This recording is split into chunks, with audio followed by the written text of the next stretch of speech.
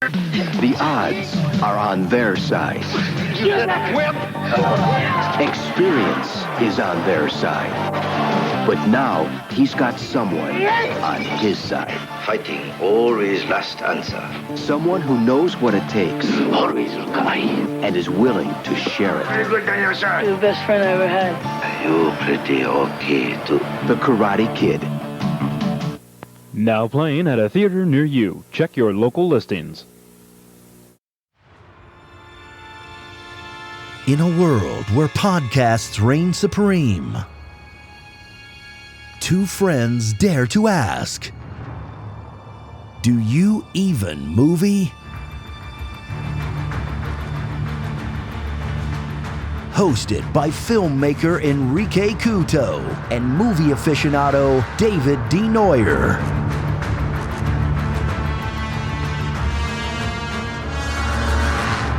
Spoiler alert.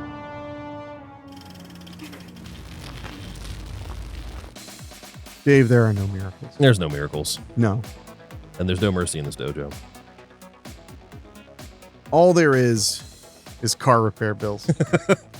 I did, in case anybody wanted to help, because it was a very, very, I got a $3,700 car repair that was 100% unexpected. Yeah. Not like I've been hearing a sound and now it's time to whatever. When you said all your lights came on, the same thing had happened to me about a month ago, and it was just a fluke. Like it literally just turned the car back off, turned it back on, and then nothing. So Sure. I was hoping that was the case for you, but unfortunately not. Luckily your hybrid battery was okay, right? Oh yeah. Yeah. That's just what makes it way more expensive. complicated. Well, no, it complicated too.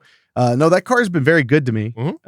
It's just, this was horrible timing. If it happened like 4 months from now, it would be much better timing. Yeah. So, but if anybody wants to help out, I'll accept a tip for doing the show.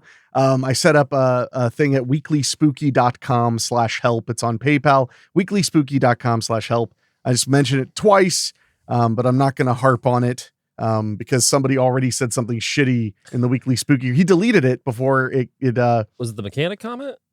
Or did I miss this? No. Somebody said like, well, while we're at it, how about I get $6,000 for my IRS bill? Oh. And I literally went to reply and actually not be mean. I was just going to try and be nice. And he deleted it. I think he realized he was being an asshole. Yeah. And it's funny though, because all I was thinking was like, look, I know that it's not like the coolest thing in the world to be like, hey, does anybody want to kick in? But you know what? Weekly Spooky is completely free.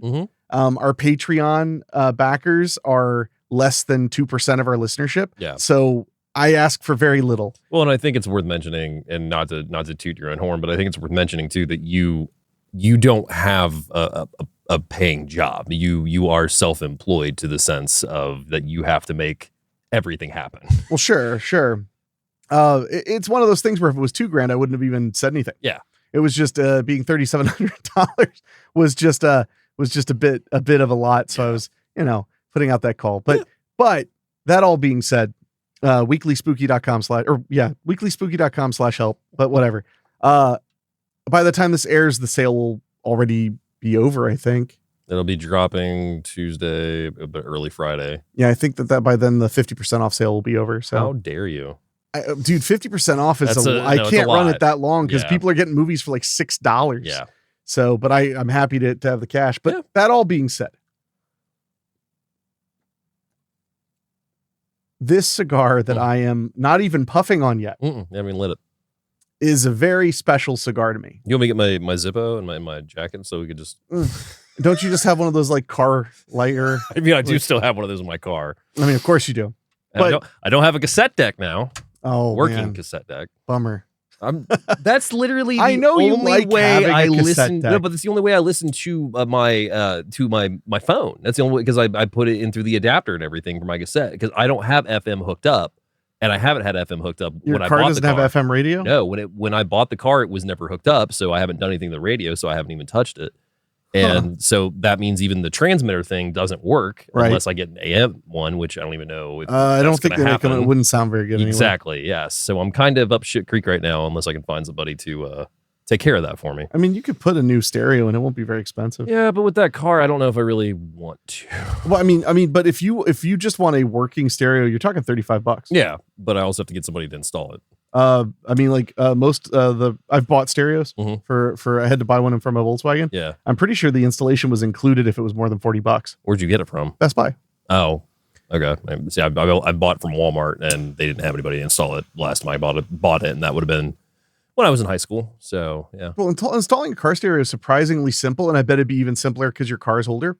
Not saying that that's not true. I'm just telling you that when I had mine installed in my Jeep last time, we had a huge fucking nightmare with it because one of the wires apparently looked identical to something had to do with the headlight, because the radio was working and then I turned the headlights on and the radio would turn off. So there was a whole thing we had to go through with that. So it wasn't like super difficult, but that was like, again, also like over a decade ago. So I'm just saying, I remember when I got a stereo put in my old Volkswagen. Yeah. Because I had a disc changer in the back and a tape deck, and the tape deck had stopped working, which is how I was listening to my iPod at the time. Yeah. I ended up getting a new stereo, and at that time I got like a $90 stereo. It was actually a gift. Yeah. But I got a $90 stereo because it had iPod like interaction, so it was like extra. Yeah. But they installed it at Best Buy. Like you just had to pay for, like, there might be some, like they might have to buy a kit, to make it fit. Yeah. So if that has to be purchased, then you pay for that. Yeah. But they tell you, they'll be like, oh, we'll need an install kit for that. It'll be $20. I don't know if they still do that though. But I wouldn't be surprised. But all I know is that every time I've looked into it, car stereo installation is generally simple and generally cheap to have done. Okay. But I just remember after I had it done thinking, wow, I should have done this like 3 years into owning the car. I remember too, the last time I bought the stereo was I got it at Walmart, like I said, and whoever had put it out had put it in the wrong spot. So what I saw was like $65. When I took it to the register, it was like 130 something. And I was like, that's not what it said back there. So they went back and checked and they're like, somebody put it in the wrong spot. We got to honor that price. So I got it for like $50 off. I'm just saying you might be surprised. Plus, I feel like you just know people who probably work in installing shit. Yes, I do. Do they live in Ohio? No, not anymore. Because the guy that I had install mine lives in Tennessee now.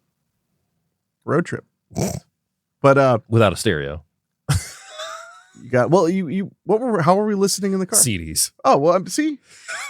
CDs problems don't get me wrong. I have plenty of CDs and can spin them for hours and hours without having to listen to the same thing if I chose to. But yeah, it's just a bummer because sometimes I'm in the mood for a certain song. No, I get it. I had a tape deck break. It was over 10 years ago, but I did have one break, and it was a very pain. I had a good year where I was putting cardboard on top of the tape transfer to get it to make the connection. Well, what kills me too is it's not an easy fix, but it's an easy problem to identify, and it's the belt. So basically going in and taking it apart and replacing the belt on it, because it'll play one side, switch to the other side, and then it'll eject and say, check the tape. And that's what it keeps doing to everything. And I've also cleaned it. I mean, yeah, I would say opening it up to fix it would be more of a pain than just buying a new stereo to put in. Yeah. But that all being said, this cigar is special because it was one of the first cigars that I ever smoked and just went, wow. And it is the Nica Puro, but it's fine to tell you this because we're not being promoted, and I'll tell you why it's not a promotion. They don't make them anymore. They haven't for 2 or 3 years now. Yeah. And I think I have one left. I bought a box of them when it was announced. Yeah. And I don't usually buy, I mean, I'm starting to buy more boxes here and there, but I don't usually buy a box. I bought a box of them because I wanted to have 20 to enjoy as time goes on. I get you. But here's the funny thing. Cigars are a great metaphor for life because if I put them in their box, which is built to not only store them, but age them, cigars will stay, if you keep them at a moderate temperature, at a decent humidity basically between 60 and 70%, they will keep basically indefinitely. They will change some. And that's why I'm saying they're like life, because that box of Nica Puros that I haven't even opened, because this is one of maybe 4 I have that aren't in the box. When I do open it up and smoke them, none of them will be like the ones I had before. No. Yeah. What they will really be is a reminder of something I really enjoyed, of a hobby that was growing at the time.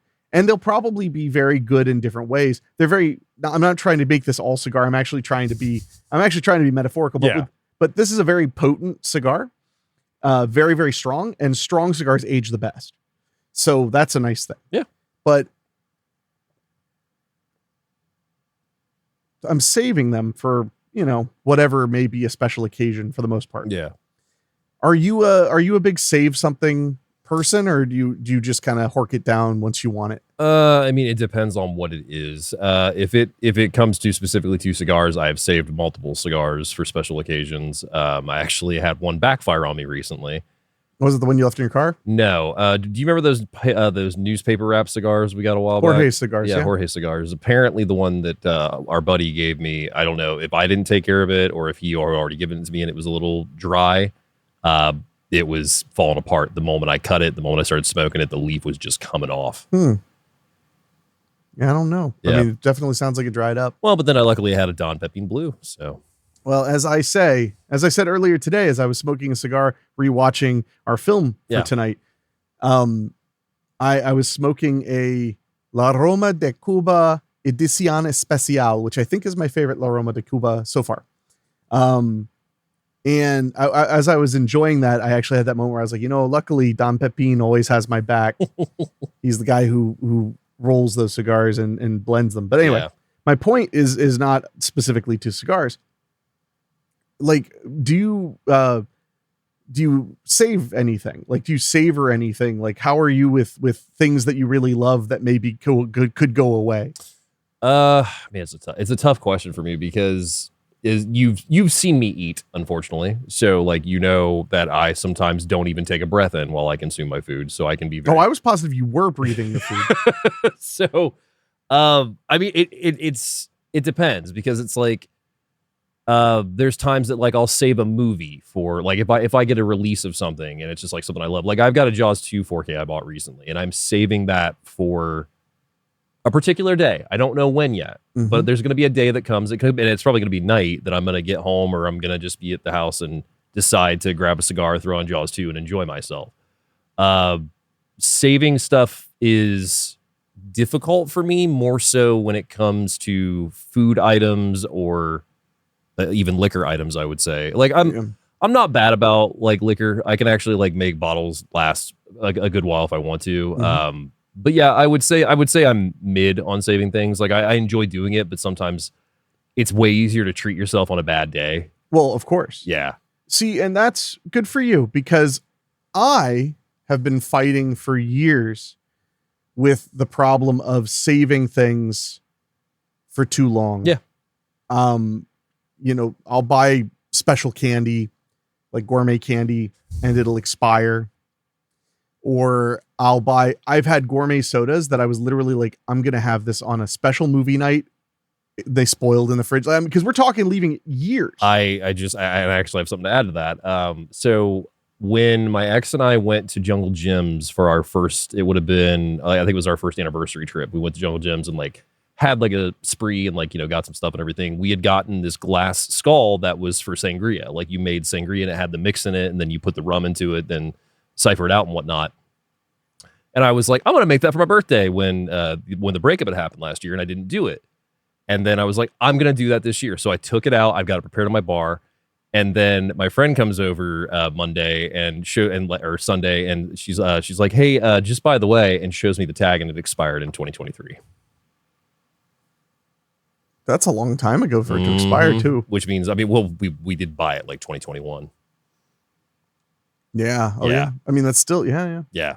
No, and that's kind of my point is I have a belief that I've been trying really hard to hold to. Mm-hmm.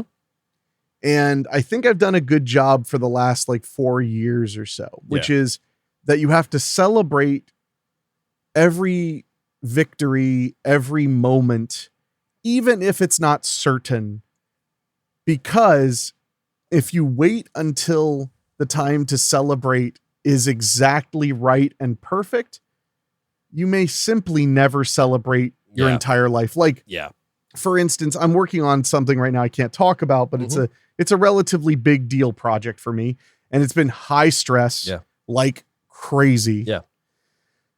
But after the first meeting where they said, let's do it, I smoked one of my finest cigars and I said, hey, like, this is a good thing. Yeah. It could have fallen through 2 days later. Yeah. It almost did fall through when we had the contract dispute. Yeah. Just a poorly timed contract dispute. It would have only taken 2 hours to get through if it hadn't been on a Saturday. But that's kind of my point, is that it's good to celebrate and it's good to do the special thing. Absolutely. I've been trying extra aggressively for the last year and a half to smoke the really great cigars. And I've slowly over time, I've collected a bunch. I don't know if I told you, one of my buddies who I met at the lounge about 2 years ago, very generous dude. Yeah. Love hanging out with him and his wife. And one day I was telling him like, oh yeah, I was having a La Guerrera and I love those. They're so good. And I'm so glad I discovered those. And he was like, well, shoot. And he like handed me one and he gave Jeff one and he was like, enjoy them. I took it home and then I looked at it and I realized it was an anniversario. It was like $51. Yeah. I thought he'd handed me an $11 cigar and I was very grateful for that $11 cigar. But now it's on the top shelf of my aging humidor. I don't know when I'll smoke that. Soon, probably. But so it's funny how we can be that way. And I'm really bad about that. And it took me a long time of fighting that. Cause now I'm at a point where, if I have a memory that is sad, I'll celebrate it. I get that. I totally get that. You know, and not, obviously it's not going to be like that, you know, that day I broke my foot or the day a tragic thing happened. Yeah. But celebrating the memory of why it was a tragedy. Yeah. And that's become a very common, I would say anytime I'm smoking a cigar after 1 a.m, it's because I am burning tobacco in remembrance. And that's a good thing to do. Oh, and it's an ancient thing to do. I would say like to add 2 things to that, like the more I sit here and think about it, there's 2 things that I can say. One is that I am extremely savory with movies, specifically with ones that I want to either revisit with someone or ones that, like, you know, if I bought something and like I know you and I want to watch it, like I'll hold on to that. And no offense to either of us, but sometimes those can get to be like 3 years out and we'll just be like, oh shit, we forgot like about this and whatnot. Well, we haven't had a chance to just sit down on a Sunday and watch like 9 movies in a while. Quite a while. Yeah. But yeah, I would say on top of that, I would also say that it's sometimes I save for events that never come. Ooh. Do you care to expound on that, or I can expound on it. I don't want. Yeah, no. I mean, it's not trying to pick at a wound. Yeah, I mean, and it's not even a wound. It's more so just something that I came to terms with recently in just assessing things, and mainly what I mean is that I love to collect things for occasions that never come, and that pertains largely to like that was largely part of like my cassette collection. Like I know that sounds weird, but like what it was like the idea of getting like cassettes like and they didn't have to be anything specific really. It was more so just like, oh, but if this happens then I'll have this. Like I prepare for things that never happen and therefore I over prepare. Like I can't tell you the last time that I've gone on vacation and I haven't brought like at least 6 books with me in case some magical thing happens to where I read the other 3 that I'm already planning to bring with me. I will like go on a cabin trip and bring 14 DVD Blu-rays. Which is extra funny because it's not that I think I'll actually watch all of them. It's that I want choice, fucking variety. When the whole point is to leave behind this everyday hustle of like, what do I watch on Netflix or Prime or whatever? Because having so many options can be really stressful. Yeah. I've been lately watching literally just, I give myself 8 options. Mm-hmm. And that is it. Yeah. So if I go through them twice, it's like, all right, fucking pick one. There's 40 movies currently on by my TV right now because I do stacks. So I have my left side is my not seen stack. And then my right side is my revisit stack. And I cap those at 20 a piece. That way basically I have variety. I've pulled these out for a reason, and I'm going to watch them. And that's sometimes the only way I can get myself to watch them is by being like, no, you can't go to your shelves. Like, you have to pick from these. Yeah. No, I mean, it's a good thing. I'm very bad about the movies I buy. I'm not a huge collector, but I will buy something and then I'll be like, I'm going to watch it soon. Like, I got a movie that is bizarrely nostalgic to me is the Bikini Car Wash Company. Mm-hmm. And 1 and 2 got a Blu-ray release from MVD. And I was like, when I was a kid, I would catch those really late at night on cable when I should not have been watching them. Yeah. And I very fond of them. I haven't watched it yet because I keep thinking like, maybe I'll do a special thing or maybe and I'm like, one of these nights I need to just pull the projector screen down and be like, I'm having a screening of the Bikini Car Wash Legitimately Company. During quarantine, I assembled all of Alan Rickman's movies for this marathon that I was crafting for myself because I was like, well, I'm home, I haven't watched some of these in a while. I should like go through his filmography because I can't remember. He may have passed around that. I think he may have passed around that time. I can't remember, but didn't watch a single fucking one. I have the picture on social media of the stack. I specifically ordered Galaxy Quest, Truly Madly Deeply, and a couple others. That marathon never happened.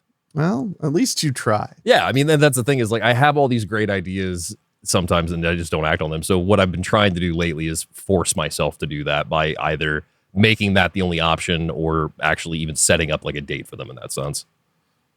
I gotta say, I try not to be one of those like aficionado types. Mm-hmm. But I do get a kick out of like learning the stuff, taste the cigar or whatever. Yeah. Like this thing tastes to me like cocoa, like not hot cocoa, but like cooking chocolate cocoa and like black pepper, like fresh cracked black pepper and a little bit of leather. But there you go. Yeah. But those are called tasting notes, right? Yeah. Like wine or whiskey or whatever. I actually watched a guy do a whiskey tasting recently, and I was like, I am never doing it that way because it is steps. But one thing I do like on that though is they have what is called, you may have heard me reference this before, the room note. Yep, room note. Which is how it makes the space you're in smell to the non-smoker. Yeah. And I have to say, I mean, are you enjoying how nice this one smells in particular? Yeah. So I'd say with good cigars, the room note is either pretty good or great. They're very seldom nasty. Well, it's like I had a fire a couple weeks ago, and one of my friends. You mean you had a bonfire? Bonfire. Sorry. Yeah. No, it just sounded a little scary for a second. I had a bonfire a couple weeks ago, and it was me, and I would say probably like at least 6 or 7 friends sitting around the fire. And one of my friends, she saw me take out my cigar, and she's like, "Oh God, are you gonna smoke that?" And I was like, "Yeah." And she's like, "Oh, they stink." And I was like, "Are you sure?" And like literally like lit it, took a puff and blew it. And she's like, "Oh, that actually doesn't smell too bad." Yeah. Yeah. I was smoking what may be a new favorite of mine. I'm really into Gran Habano right now. And not just because I got to meet George Rico, who owns the company, and he's a massive movie guy. We sat and talked about movies instead of cigars for an hour, and it was really fun. Pretty cool. But his cigars are very interesting. They don't taste quite like most other cigars. They're very citrus and very floral. They're very different in that way. But I was smoking a Corojo number 5 last night while Rachel was playing a video game. And I've been doing this just to kind of see while wafting the lit cigar toward me, just to cut, because it's a different smell, the smoke coming off the front. Mm-hmm. And I remember going like, oh my God. And Rachel was like, what? And I was like, is this amazing to like smell while I'm smoking? And she's like, oh, it's really nice. It's really delightful. And I thought that was funny. Yeah. Because I often tell people like it's a lot of times it's like she said, she was like, that just smells like incense. Yeah. Sometimes they smell like incense, kind of. You know, they smell like kind of whatever. But that's, again, I wasn't trying to make it all about cigars. It happens usually. But I love them. Yeah. And they're my one hobby. And you can say, what about movies? Unfortunately, it's my day job too. Talking about and appreciating movies isn't as much my day job, but they're all tied together a bit. So, but the other thought that I wanted to point out is that the idea of the cigar changing, of saving it because you can't get any more that are fresh. Yeah. And for all I know, in 2 or 3 years, they could bring this back. Yeah. I actually talked to the rep at Alec Bradley, and he said that it was a tragedy that they had to stop making these, but everybody loved them. And then they ran out of the tobaccos and they had to be off the market for 1.5 years. And when they brought them back, people didn't remember. Yep, that'll happen. So he said, you never know. We might bring it back. It might be a different name, or it might come back entirely, or it might be limited, whatever. But I think it's interesting to imagine how when I smoke the next one, which will likely be months, maybe a year from now. Yeah. Who knows? Yeah. I literally just, as we were talking, I was like, wouldn't it be nice to just smoke this while we do the show? So I just grabbed it. Not only will the cigar be different, but I will be different. You will be different. And that's the other thing that fascinates me. And not just because like my tastes will change, my mindset will change, but we go through so many changes every day. You know, we become different people all the time. And it's one of the reasons revisiting these movies is interesting, because I agree. A lot of times you'll have a very different opinion, or it'll take you back. Yeah. But it never takes you back the exact way it did originally, because that's just not possible. No. It just isn't. I mean, like a great example is the movie that we're talking about tonight was 3.5 on Letterboxd when I last watched it. Was last year. This watch brought it to full 4. Really? Mm-hmm. Well, what made me think to tie this all together is before we talk about that film, we watched its most recent legacy sequel. We did. I guess it is a legacy sequel. It is Legacy. Oh, yeah. And that is The Karate Kid Legends. We just saw that in the theater, starring Jackie Chan and not really Ralph Macchio as the star. And Joshua Jackson. Joshua Jackson, was that the lead? Yeah. He was or great. No, the dad. Oh, well, he was great too. He was great, yeah. Ben Wang is the lead. Okay, I was about to say Joshua Jackson. Hey, I mean, he has a very, he also speaks English like he's, American. So I wouldn't have been surprised if he had like a non-Asian name. First thing I want to say to start us off is 94 minutes. I was not expecting that. I don't know why. I mean, the first movie is 2 hours and 6 minutes. The second one is like at least over 2 hours, I want to say. Right. Third one's probably like right on the cusp, I would imagine. And next Karate Kid, I think, is like right at like 90-ish. I'd say it's like right at 90. Yeah. But like I don't know, I was surprised because like Jackie Chan's Karate Kid is like 2 hours and 20 minutes, if I remember correctly. Really? I feel like it is. I mean, I only saw it the once. It wasn't terrible, but it wasn't. I watched it last year for the first time. It was 2 hours and 20 minutes on the nose. Wow. Yeah. I did enjoy the scene where he like not beat up all those little kids. Oh man, like there's a lot of great moments in that movie. It was kind of that whole thing again where it was just like you know the story going into it, and it's got that remake fare to it, but it also does have some pretty solid fight scenes. But I just remember not caring much until we got like about an hour into that movie. Sure. Well, and that's the interesting thing. So this is a legacy sequel that's literally a sequel to both the remake, which was initially, I believe, completely not connected. Yeah, it was supposed to be. They retconned some stuff to make there be a relation between Miyagi and Jackie Chan's character. Yeah, but then it had that tie-in with LaRusso and a reference to the Karate Kid, the original. Yeah, it was fun, and I did enjoy it because it checked all of those nostalgic notes. Yeah. It reminded me of something I loved very, very much. Yeah. It did not bring anything new. No, it's purely a nostalgia piece. It's a lot of fun. It's got a very fast pace for a lot that happens in it, to be honest. I mean, we're talking about there's loan sharks, there's a pizza place, there's a kid that moves from Okinawa to New York. Beijing, you racist. What? You said Okinawa. Yeah. That's in Japan. Oh, Japan. Shit. Yeah, you're right. Oh, well, double racist. All right. I love that because you doubled down. But no. But it's okay. Miyagi's from Okinawa. Moves from Beijing to New York and is trying to basically has one rule with his mom, which is that he can't fight, and immediately gets into a fight once he gets there, basically. Well, he gets his ass whooped. He doesn't fight back that first time. He doesn't know. Well, he didn't really get a chance. No, and that's a cliche story of like, I promised my mom I won't fight. I'm leaving where I'm from because I get into too many fights. That's hinted at in the original Karate Kid is one of the reasons they left Jersey. Yeah. Was that he got into too many fights. Yeah.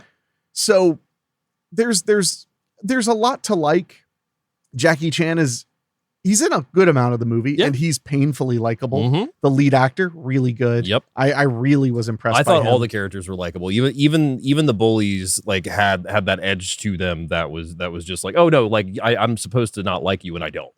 Yeah, they were paper thin though. Yeah, I mean they they were were just very kind of paper thin. like he's my ex-boyfriend. He's crazy ever Yeah. since he started karate. The end. Yeah. He's beating things up now. That's He like really didn't really even have like a dialogue scene except for like a couple like exchanges. Like No. yeah. He like really didn't. And that was also one of my favorite things is like towards the end with like them getting ready for the final fight and everything, even the whole I'm going to talk to your mom and get her to okay this was done in a montage. Mm-hmm.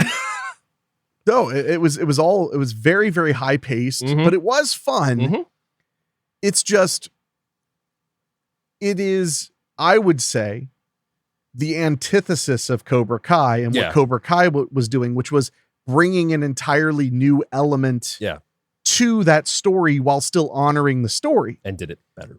Well, Cobra Kai was like, I think about Cobra Kai a lot because it was not only an awesome, the thing is, I appreciate the fan idea that like Johnny was actually the one being bullied and LaRusso was the bully.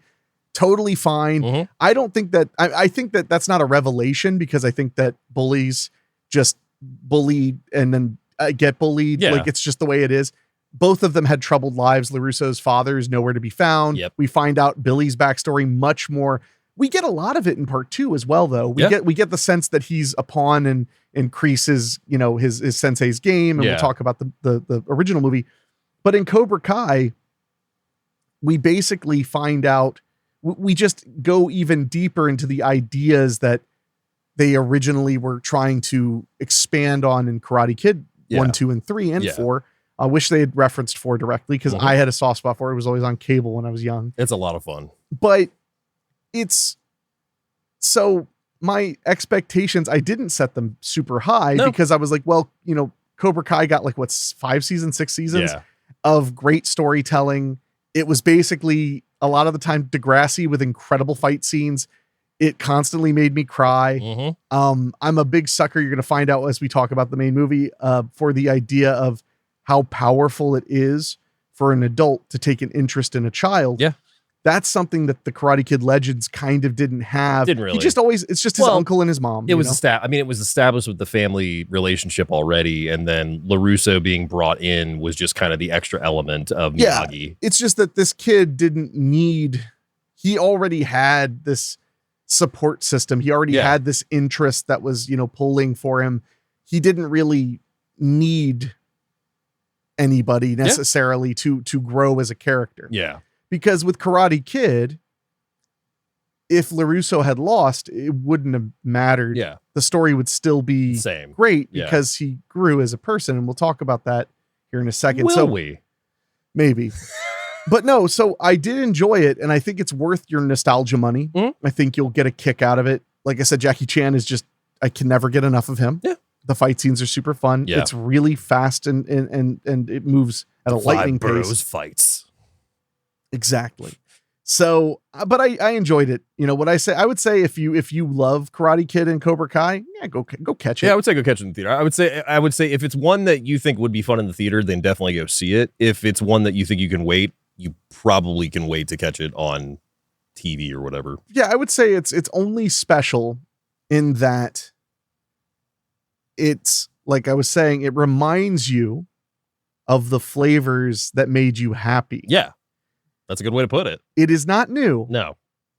And it is not old either. Doesn't bring anything new to the table. No, but it lets you have a chuckle one more time and have a good time. Had some good jokes, had some good moments. The training montages were, I liked them being so drastically different. Yeah. So yeah, it was a fun one. But tonight's movie. Listener request month, mind you. Yes. Do you have who this was requested by? Multiple people. Patrick had requested this. Our friend Daniel had requested this. So we had multiple requests. This was the highest requested title, along with one that we'll also get to this week as well, or this month. Yeah, and we want to mention, if you want to recommend a movie for us to watch and talk about, you could send us an email at doyouevenmoviepod@gmail.com. We keep track of the recommendations. We do now. And and we love to watch something that maybe we hadn't given a shot in a while, or just be reminded of. There's so many great movies. There really are. But Karate Kid, is a very special film to me. Mhm. And it's a movie that I think about all the time. And it's a movie so special to me that when they announced Cobra Kai, when it was a YouTube Red original, series, yeah. well, that was before original when it was Yeah. called Red. Yeah. I cringed because I was like, oh God, they're just making a property I love into something. I think that was the general consensus. I don't think a lot of people were just like, oh man, this is gonna be awesome. I think it just had that connotation to it immediately that it was just like, oh wow, okay. And I think that didn't get well, obviously that didn't get broken until Netflix took it and was like, if we get enough people to watch it, they'll see what they were doing was actually really interesting. Because Red only got one season, right? I think so. And then season 2 went to Netflix. I'm almost certain. Yeah, I thought so. So yeah, it ended up being more of what I love. Yeah. But at the time I was like, is this just going to be another show that just uses that concept and maybe it'll be fine. Maybe it won't. I don't know. When it was on Netflix, I was like, hell yeah, I'll watch it. Cause I already had that, but I wasn't going to like sign up for something to watch it. So tonight we're talking about the original Karate Kid. Yes, we are. And it's a film that just, I believe is so important, still important. So Dave, you want to do your magic? The Karate Kid from 1984, 2 hours and 6 minutes, rated PG for martial arts violence, bullying, language, and mild drug use. Bullying. That must be a newer warning. Maybe David compiled this rating description because there isn't one. Oh, okay. Yeah, I went off of the remake a little bit and tweaked it. I'll let you have that. That's fine. Will you? No. IMDb synopsis says, recently relocated from New Jersey to LA, Daniel becomes the target of the gang of Cobra Kai students. When Mr. Miyagi saves him with his expert karate skills, Daniel convinces him to teach him to defend himself and put his bullies in their place. It's pretty good description. My synopsis, after moving to LA, a young boy must seek help from the caretaker of his building with the request to be taught karate to beat the bullies at his school. Yeah. I think they're pretty equal. Yeah. Taglines include, only 2 this week. Oh. Only the old one could teach him the secrets of the masters. And he taught him the secret to karate lies in the mind and heart, not in the hands. I love that one. That's the one. That's the one. Yeah. Because I get the first one because emphasizing the martial arts element is how you're going to get asses in the seats. It's called Absolutely. It's called The Karate Kid, not A Kid Makes a Best Friend. Yeah. So Mr. Miyagi and me. I mean, anyway. Tuesdays with Miyagi. Oh my God.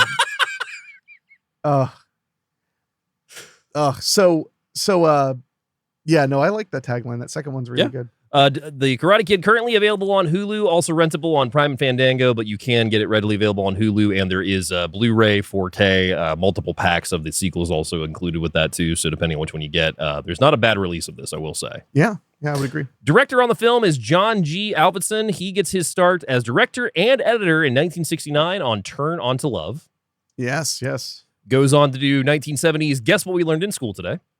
Director and editor on Cry Uncle in 71. OK Bill. Well, Cry Uncle was a Lloyd Kaufman joint, pre-trauma Lloyd Kaufman thing. Yeah. If you want an interesting perspective on Avildsen, read Lloyd's book, Everything I Know About Filmmaking I Learned from the Toxic Avenger. I can imagine. Which I read that in high school. Have you not read that book? Mm-mm. You really ought to read it. It's really his best work, Lloyd. You've said that, yeah. But he talks a lot because Avildsen kind of became his mentor, and he got obsessed with learning things from Avildsen about being a director, of being a storyteller, like a lot, because that's why Lloyd was just like loitering on the set of Rocky just because he wanted to see what was happening. Funny side note on that. So I watched that documentary. I sent you the picture of young Brian Usna in, which was Stephen King's This Is Horror. Oh, okay. I have extended Japanese Laserdisc rip of that. That's like 6.5 hours long that I got at a con years ago. Nice. But there is I think I want to say it was part 3. They were on the set of Class of Nukem High. And Lloyd Kaufman was actually like kind of normal and like actually directing, but also like really stressed out. But his interview was like decent. I think that was back when he and Hers were still co-directing. Yeah. And I bet that took a lot of the pressure off. It was just weird to see him like, oh, normal. and with facial hair. Well, it was the early 90s when he really built himself as a face to trauma. Yeah. This was 85 was in the documentary. Yeah, that's really early. He really became a face in the 90s to where you'd be like, oh, there's Uncle Lloyd, it's doing his crazy thing and going off. I was very obsessed with Lloyd when I was a teenager because he was so likable. Yeah. And that has changed. And me liking him or that he's likable. You be the judge. You be the judge. But no, but he had a great aura to him about like filmmaking as art and just going out and making your own movie. His second book was Make Your Own Damn Movie. Not as great as everything I learned from filmmaking I learned from The Toxic Avenger, but still a pretty good. I have my copy somewhere. It's signed. I got it signed by Lloyd. You should find that. I'm sure it's around here somewhere. Oh, I'm sure it is. So he does Cry Uncle in 1971, then directs and edits OK Bill, Slow Dancing in the Big City, A Night in Heaven in 83, does The Karate Kid, director and editor in 84, Karate Kid 2 in 86, For Keeps in 88, Lean on Me in 89. He's also director and editor on all these I'm naming right now. Yeah, I believe he might have even edited for Lloyd early on. It's possible. Karate Kid Part 3 in 89, Rocky 4 in 1990, The Power of One with Steven Dorff in 92. He also, in the meantime, directs Joe, the canon film in 1970 with, what's-his-face, Peter Boyle. Save the Tiger, WW and the Dixie Dance Kings, Foreplay, Rocky in 76 he directs. Which is one of my favorite things about Karate Kid and Rocky is they're both two of the greatest movies about trying to be your best. Yeah. I love them. They're very similar movies, but they're also insanely different. Insanely different, especially with their endings. Well, yeah. I mean, Rocky was trailblazing with that ending. I could talk. We have to cover Rocky at some point because I could talk for hours about just how much I appreciate that ending. You want me to shock you? Sure. I've never seen it in one sitting. I've seen it on TV all the time growing up. At all? I've never actually sat down and watched Rocky from end to end. That actually kind of hurts. I'm sorry. No, because it's a really it's a fantastic movie. Like I remember, because like I said, it was always Rocky 2, and even Rocky 4 for some reason. Rocky 3 I had to catch on a VHS because Rocky 3 was never on TV. But Rocky 1, 2, and 4 were always on either AMC or TBS or something along those lines. The later Rockies were more fun. Yeah. So for a young man or a young boy to watch because they were a little bit sillier. They were way more about the wild action. Because Rocky, the reason I love Rocky is Sylvester Stallone wrote that screenplay. Mm-hmm. He was an unknown actor. He had done some bit parts in some movies. I think he'd done a couple Cormans at that point. And he really wasn't going anywhere very quickly. Yeah. And he had been told, your time has passed to become a big actor. Mm-hmm. Like you should get another job and maybe act when you could get a gig here or there or whatever. Yeah. Well, he doesn't agree. So he writes this script and I don't remember the exact details. We'll go into it when we do talk about Rocky sometime, but I don't know if you knew this, but so studios were offering him crazy money for that screenplay so he could go make it. And he was like, I'm starring in it. Mm-hmm. That's thing. The one thing. Yeah. So they immediately withdrew their offers. Mm-hmm. They were like, nope. I knew that. You are not the star. Yeah. So he took the lowest bid. They paid the least amount of money because they were the ones who were willing to let him play Rocky Balboa. Yeah.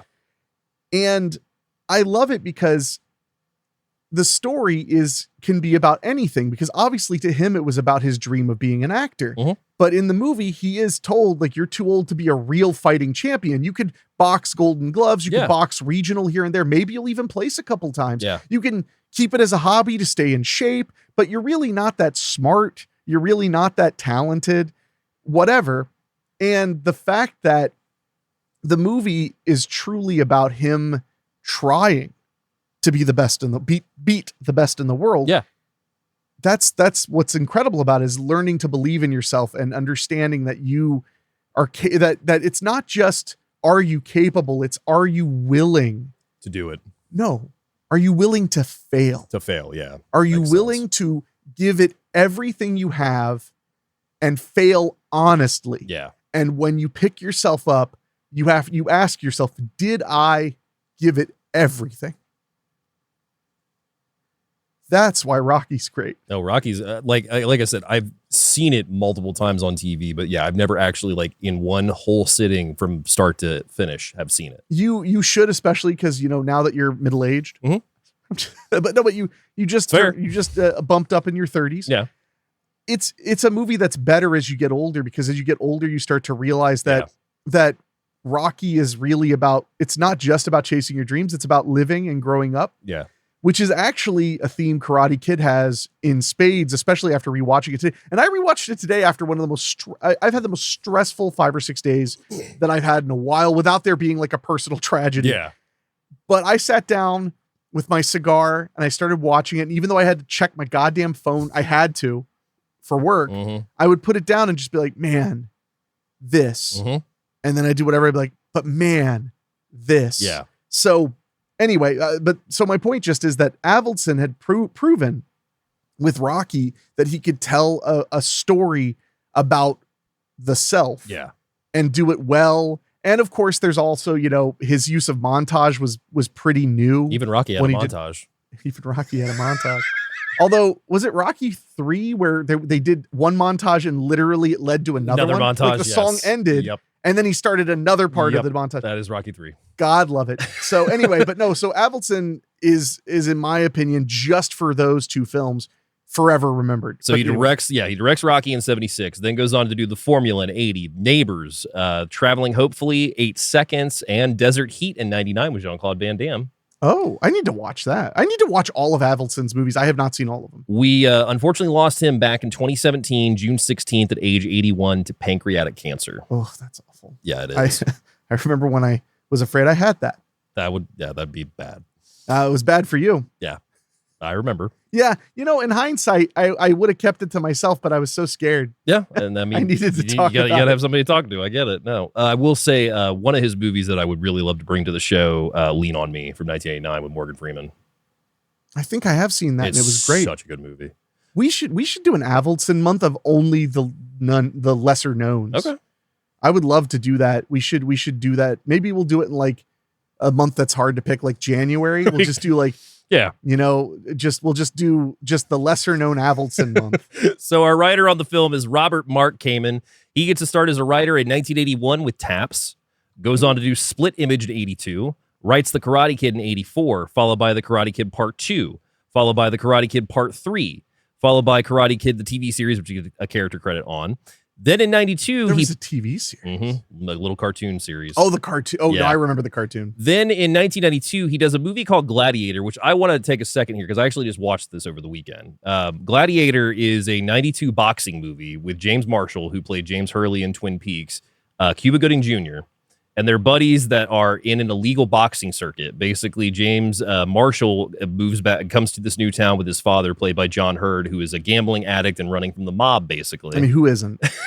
So James Marshall gets tied up with the likes of Brian Dennehy and Robert Loggia to get into a bare knuckle boxing. And you said 92? 92. Oh, so they're like at my favorite time of their careers. Yeah. Gladiator is a movie that I cannot recommend enough. I'm definitely going to show it to you soon, but yeah, I just had to say that because that's a lot of fun. Real quick, we have to always, whenever Dennehy is brought up, bring up my favorite story ever, which is when Patton Oswalt was at a function, and it was they were in a buffet line. Yeah. And Dennehy was just piling up the plates.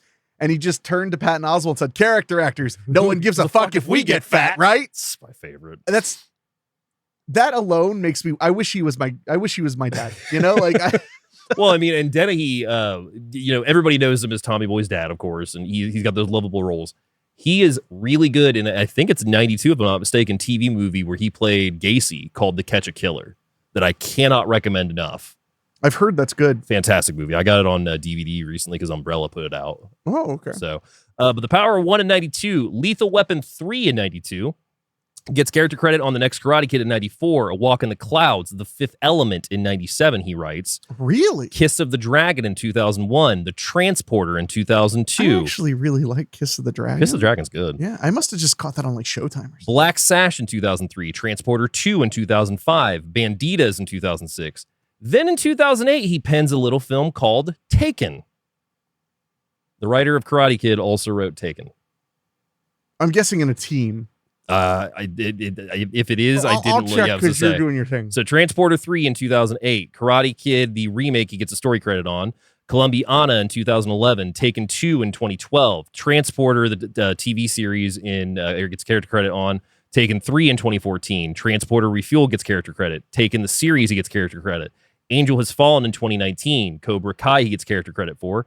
Karate Kid Legends he gets character credits for. He also was the script continuity advisor on Lethal Weapon 2, The Punisher, Under Siege, The Fugitive, The Devil's Own, The Devil's Advocate, Deep Rising, and The One. I just want to mention what I thought, which is awesome. Robert Mark Kamen wrote Taken with Luc Besson. Okay, yeah. So no wonder that movie's so great. Yeah. And no, I love the fact that he was a script department person. Oh, yeah. As well. Although most of these were script revisions. Yeah. Well, once you've had a hit, like a bunch of hits, you're going to definitely end up writing on, a lot of stuff. Well, I mean, he literally wrote on 3 of our favorites, Lethal Weapon 2, Deep Rising, and The Fugitive. Not to mention Under Siege, yeah. Well, yeah. I mean, death by microwave.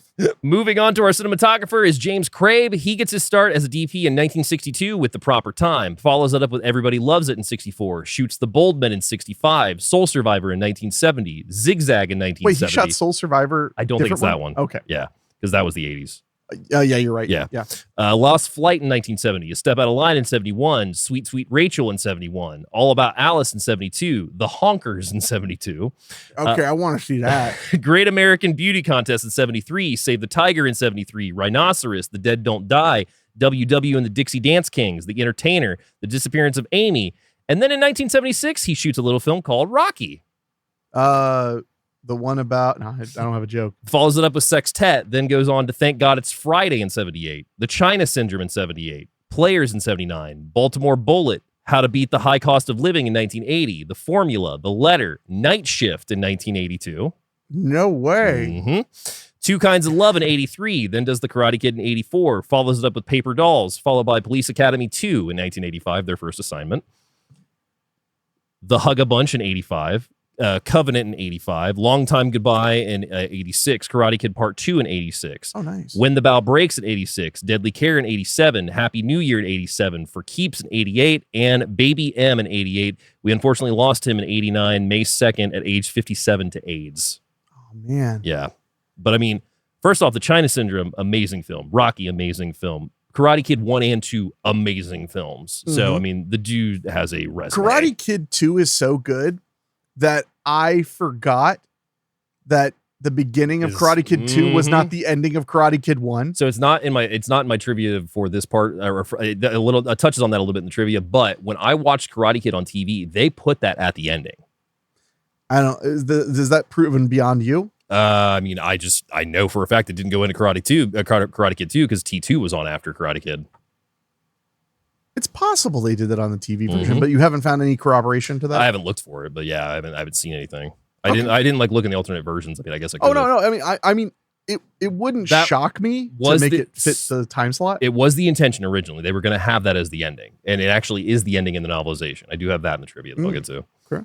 So moving on to our cast, we have Mr. Ralph Macchio, who plays Daniel LaRusso in this film. He gets his start in 1980 on Up the Academy, goes on to do 8 is Enough in 81, Dangerous Company in 82, High Powder in 82, The Outsiders in 83, does The Karate Kid in 84. Same year he does one of my favorite films, Teachers, in 84. Follows it up with another one of my favorites, Crossroads in 86, The Karate Kid Part 2 in 86, Distant Thunder in 88. Do you know about Distant Thunder, by the way? I haven't watched it yet, but you're going to love this synopsis when I give it to you. No. So John Lithgow plays his father that is a Vietnam vet that has come back from home and is dealing with like a very bad case of, why can't I think of it? What's the...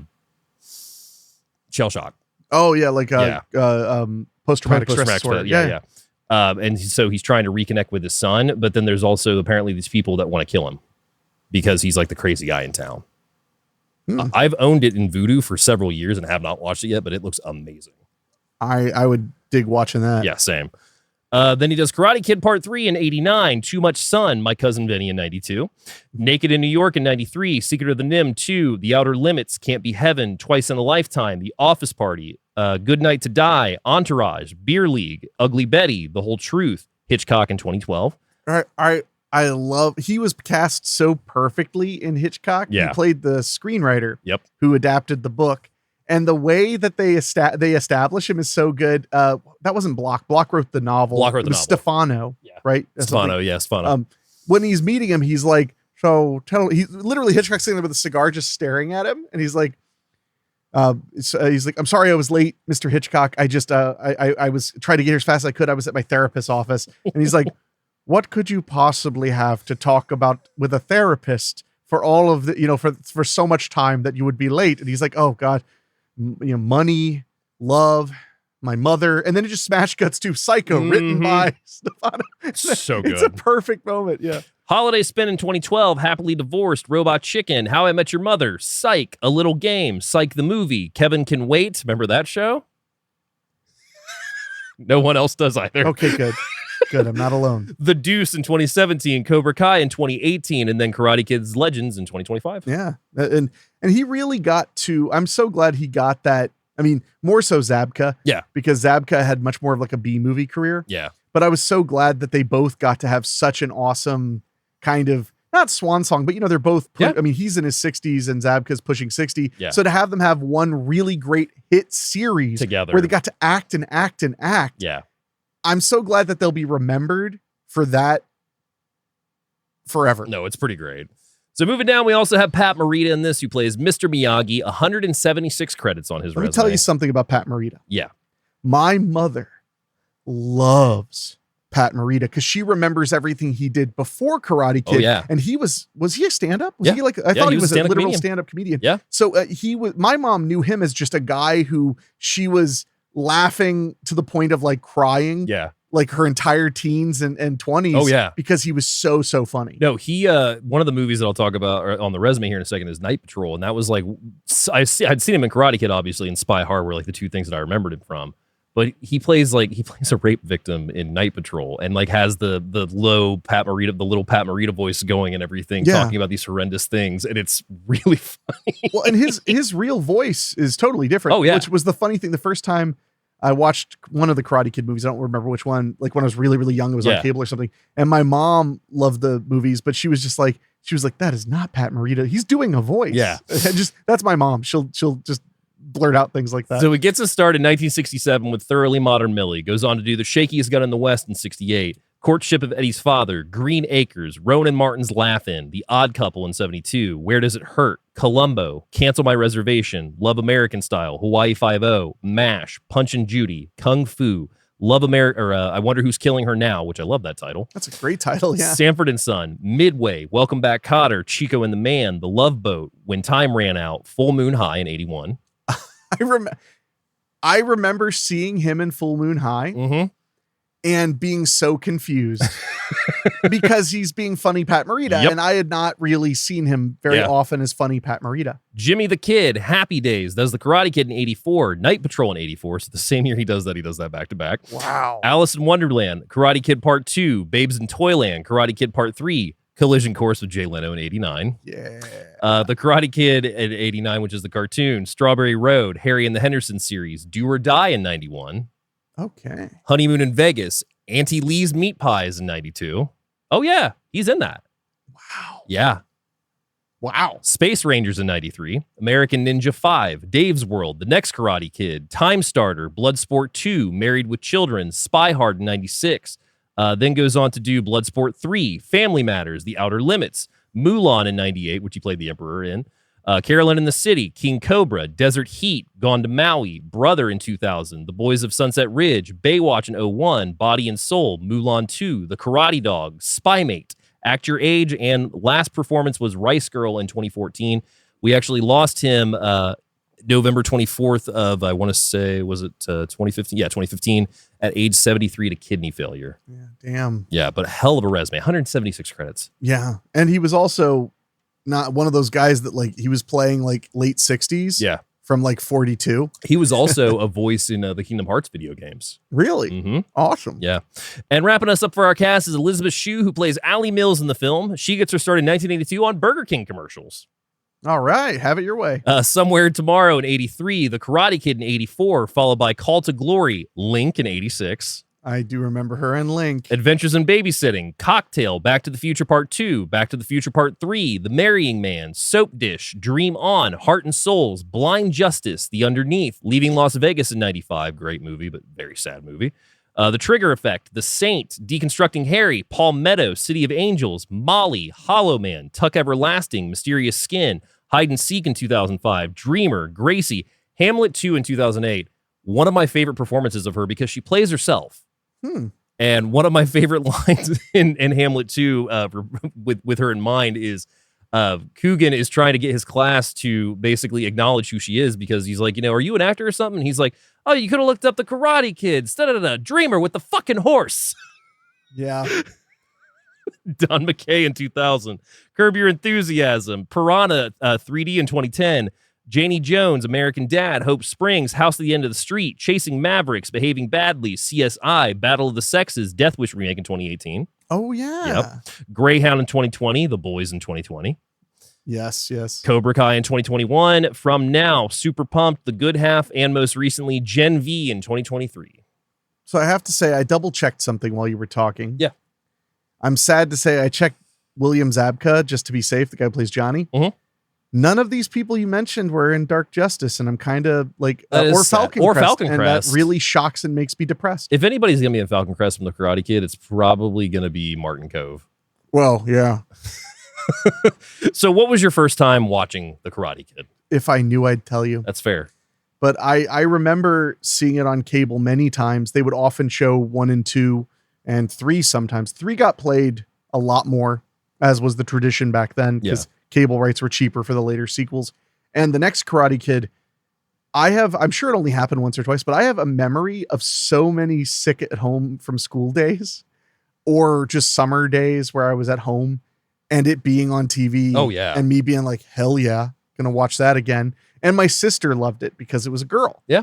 So, I mean, because Hilary Swank was amazing in it. Yeah. And honestly, I really don't think it gets the love it deserves, because it's not a bad movie. It's pretty insane, but it's a lot of fun. And while it is a remake, it is, but top tier Pat Morita.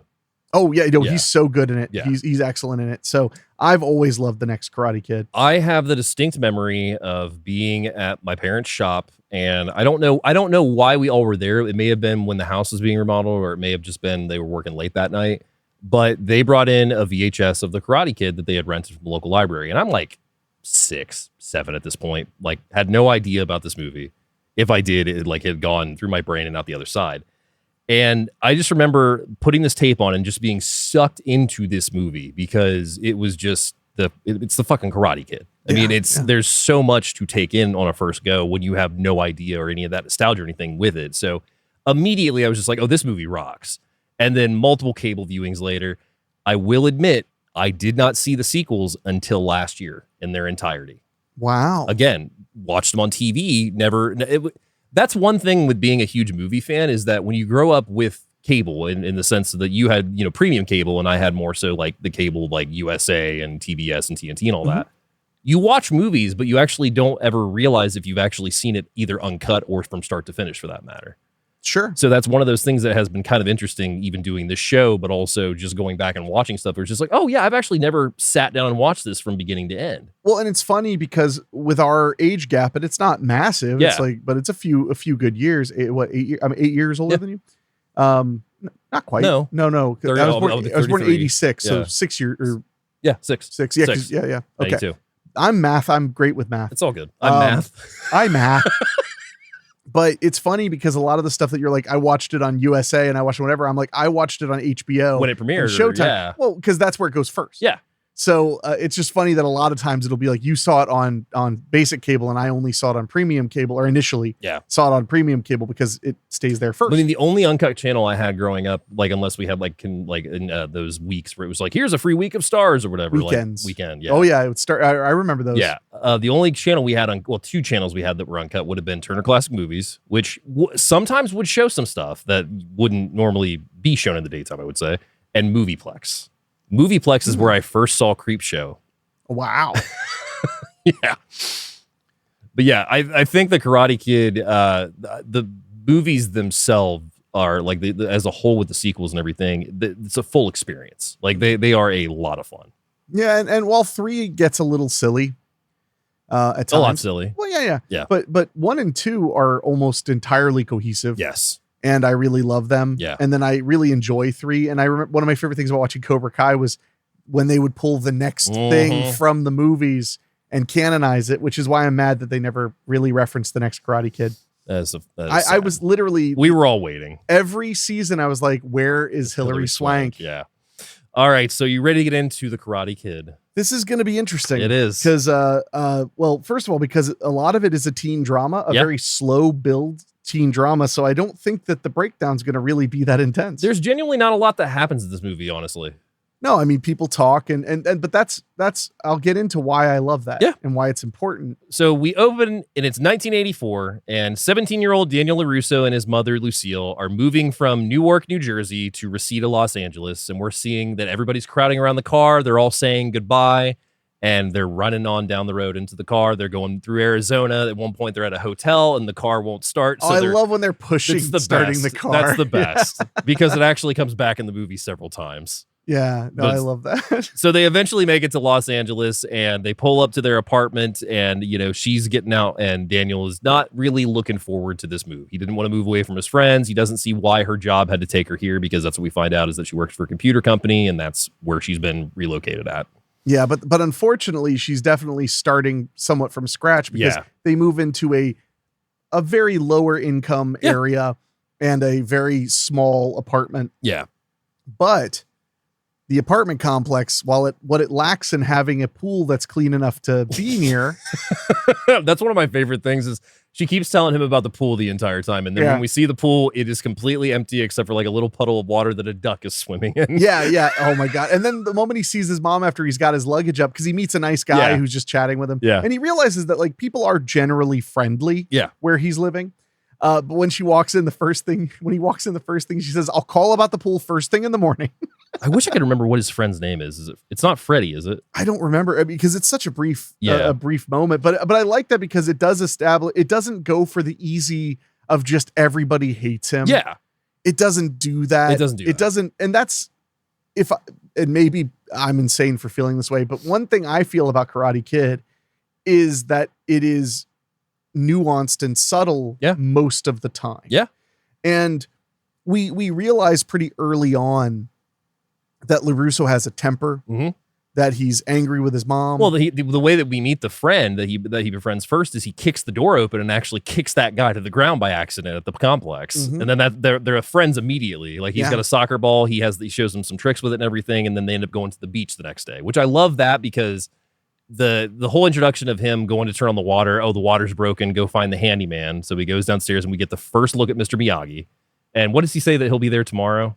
I think he says like tomorrow. Yeah, tomorrow. Like so, but yeah, he got invited to the beach by his friend. So the next day he's at the beach with his buddies. They're kicking a soccer ball around. And that's when we get the first look of Elizabeth Shue, who is Allie, excuse me. And he immediately has the hots for her. Well, sure. She's like literally the 1984 teen dream lady. And she's a cheerleader from Encino. Of course. Because where else would a cheerleader be from? So naturally, they kind of hit it off at first. He's showing her some tricks with the soccer ball. And then we meet Johnny Lawrence. And he is and this is great because you get a lot more from Cobra Kai, obviously. But all we really know at this juncture is that he's kind of a spoiled rich kid.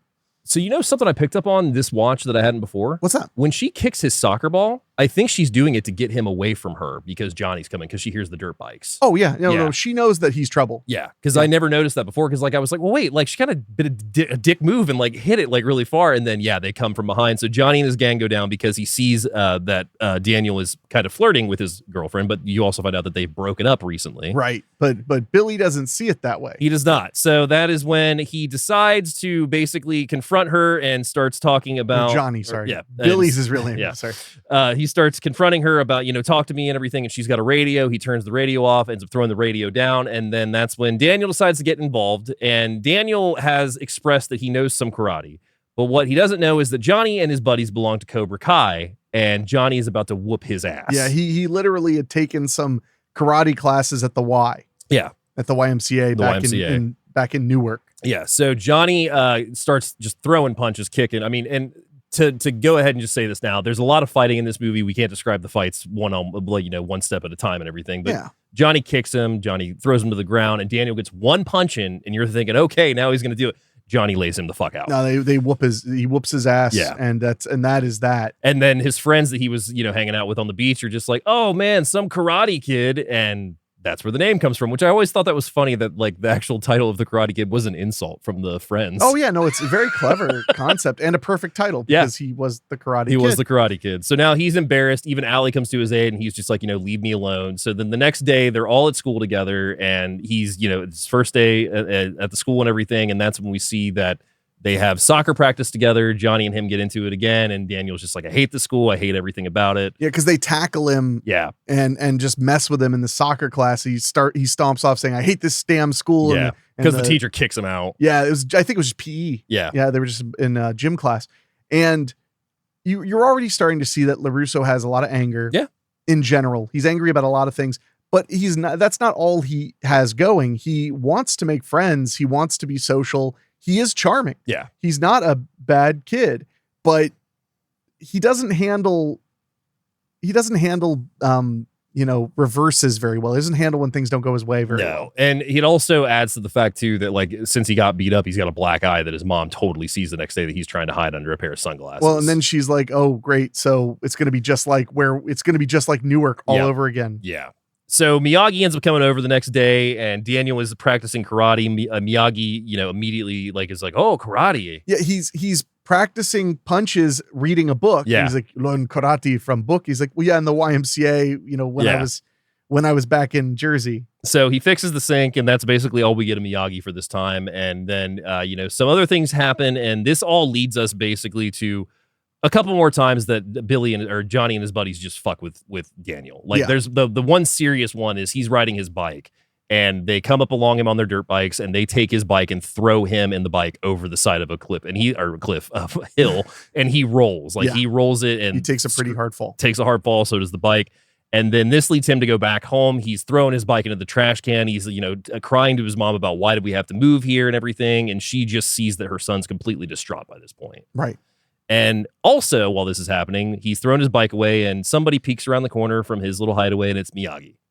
And Miyagi, he had perked up just when he noticed that LaRusso was studying karate. Yeah. Because you get the sense that Miyagi keeps to himself and that he likes to help people. That's why, because he's just a handyman at a cheap apartment building. Yeah. And he does come and fix the water. Yeah. He does the things that he's supposed to do. He's trying to keep the place from being a slum. Yeah. But yeah, he keeps to himself somewhat, but he's noticing that this LaRusso kid is angry, struggling, but that he has this interest in karate and Miyagi's probably not been around anybody who does karate in a very long time. No, absolutely. So this all leads to him fixing Daniel's bike secretly. He comes home one day and sees it, goes and thanks him.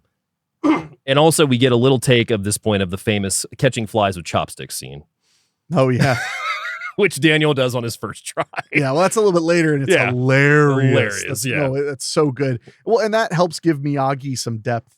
So, wait, is the bonsai tree the first thing? The first thing's bonsai tree. No, he's the catching a fly is after he's starting to train. Yeah, that's right. Yeah, so he's cutting the bonsai tree, which is a huge theme that goes throughout the entire movies. I mean, I love the third one where they start their bonsai tree business. Oh God, yeah, such a good because the bonsai tree, for those who don't know, it's a type of tree, and you can encourage it to grow a specific way, and it can become beautiful. Yeah, but it takes patience, and a lot of attention. Attention to detail, and it allows you to.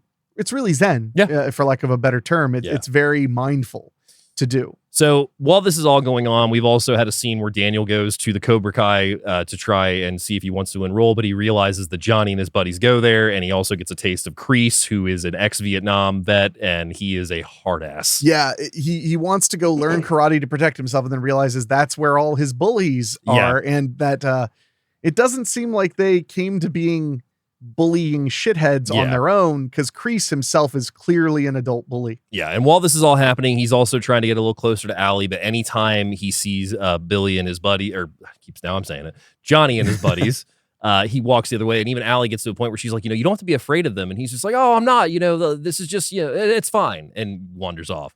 So this all leads to the Halloween dance. Yes, and this is one of the most iconic moments that isn't him training with Miyagi. Yeah. This is one of the only really memorable moments. I mean, deeply memorable moments that isn't, wax on, wax off and the fights and everything. Yeah. Cause he decides he's going to get revenge on them. Yeah. But he also goes to the Halloween dance with a great costume, which is he's a shower. He's a bathtub, a shower, and he's got a curtain around him, so nobody really sees it or knows it's him. Exactly, yeah. So Allie gets into the costume with him, and he sees at one point that Johnny and his buddies go off to the bathroom. And they're all dressed as skeletons. And Johnny is in a stall rolling a joint. His buddy even comes in, and he's like, you got that rolled yet? He's like, yeah, give me a minute.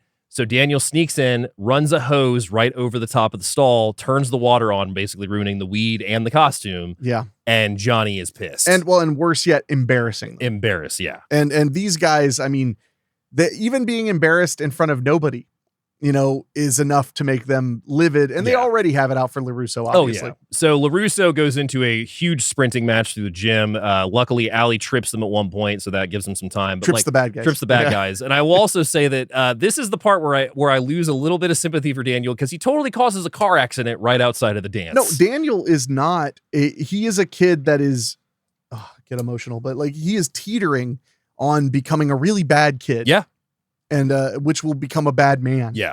And that's important. Well, and I also love this scene because it shows you how close the school is to his apartment, which I never picked up on either, which is basically like a fence away, basically, because they go running outside. He jumps over a car crashes into another one, and him and his buddies are closing in on Daniel.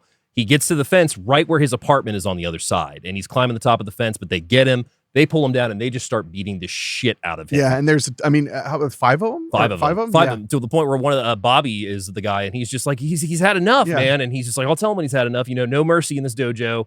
And they're getting ready to spin kick Daniel. It's gonna really fuck him up if they don't stop. Yeah. And then right as this is happening, off in the corner of the screen, we see somebody climbing over the fence as Miyagi leaps into action.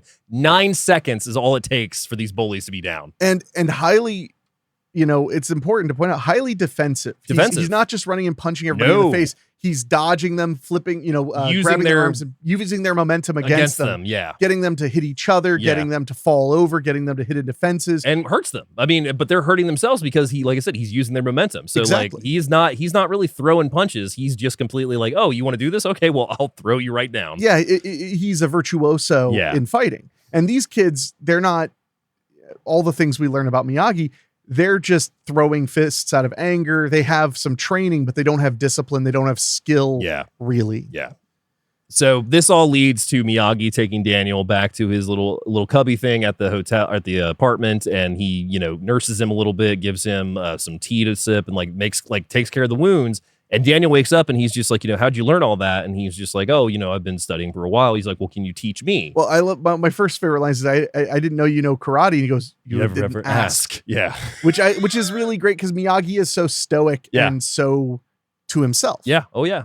So that's when he basically asked him, can he teach him to fight? And he's like, fighting doesn't solve anything. It's only good for defense. Right. And if you're just wanting to do this, then it's not going to resolve the conflict. The best way to resolve conflict is by talking. So Miyagi and Daniel the next day. Well, Miyagi says to go to Cobra Kai dojo and talk to them. Yeah. He asks Miyagi to come with him, and Miyagi reluctantly agrees to do so. Which one thing I did find out in the trivia. So how they're walking across the street and dodging traffic. They're really dodging traffic. They didn't shut down the street.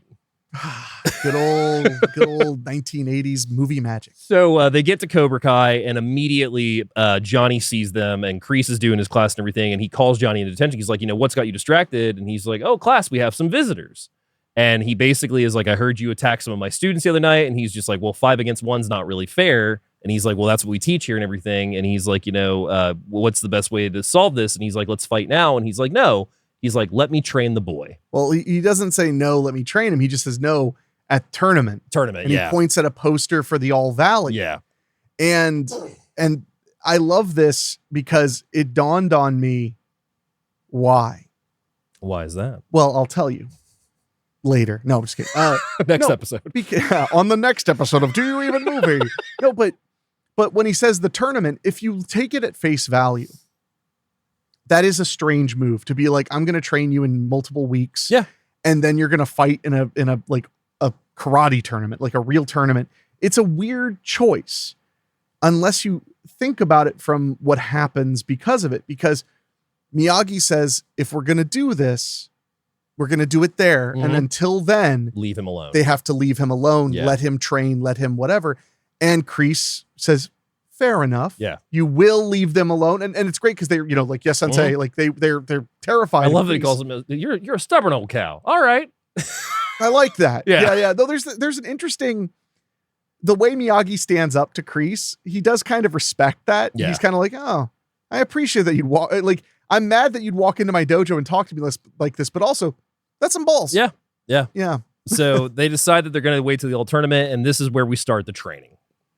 And the training is top tier. Well, and so I'll tell you now, because I mean, if you're listening to this, you must have seen the Karate Kid. I would hope so. Yeah. I believe that the reason he chose the All Valley was not necessarily so that Daniel could go and win and become this karate champion. Yeah. He wanted to buy Daniel some peace so that Daniel could start to live. That totally makes sense. Because when you look at it, what happens? Yes, he trains with Miyagi, but he also goes on dates with Ali. He also just gets to make friends. He gets to kind of figure out where he fits in this new place. He also gets to test the bounds a little bit, because one of my all-time favorite moments is when they're in the courtyard of the school and that teacher comes by and he's just like, hey, my friends and me wanted to hear about that story about the Indian and the horse. And like all of Johnny's buddies are just like, oh, well, I've got a class to go. And then the teacher's like, oh yeah, come with me, Daniel. And he's like, oh shit, this backfired. Yeah. Oh man, now I'm stuck. Because he was just trying not to get whooped. Yeah. Because he does antagonize them. Yeah. Because LaRusso is an angry kid. And I keep saying that because that's important. It is. Because what Miyagi sees is an unfocused boy. Yeah.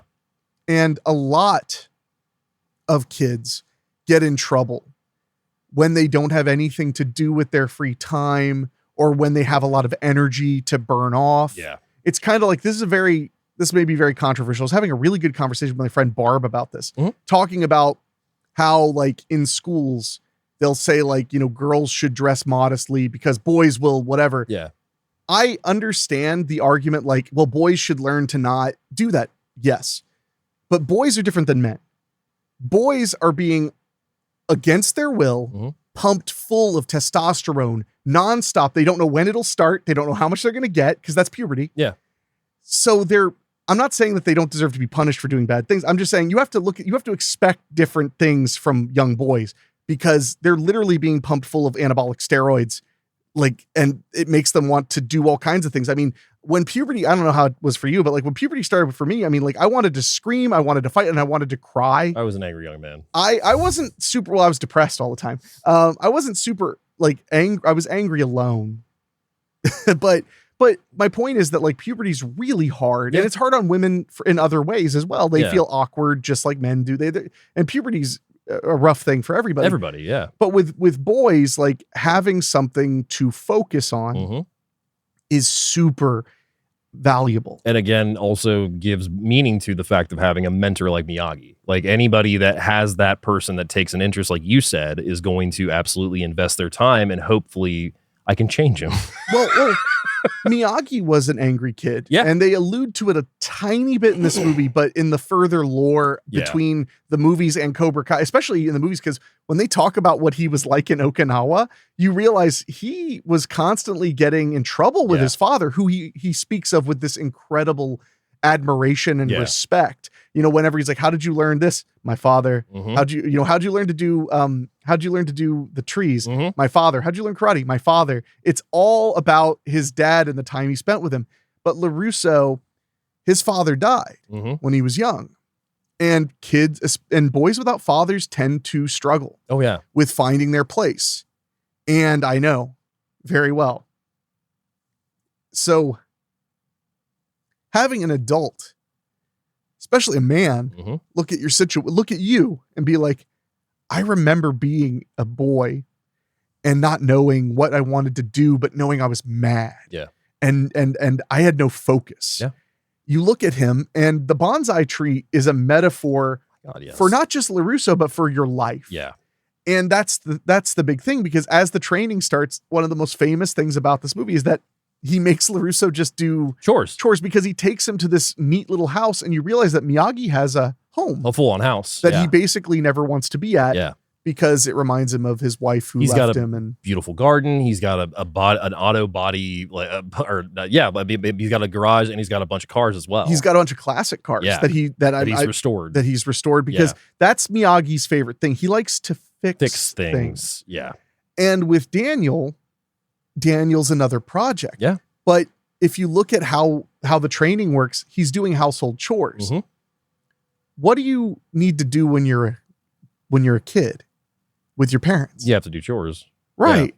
So Miyagi, I would guarantee, was taught karate by his dad saying, like, you have to clean this, you have to do this, you have to take care of all these things, Yeah. and you'll learn. Well, that's the beautiful thing about the more that I watch this movie is the incorporation of the chores and what it all leads to. Because we'll break down the chores because I mean we could talk about this part for a little bit, but I mean mainly what it is he's waxing the floor, so wax on, wax off.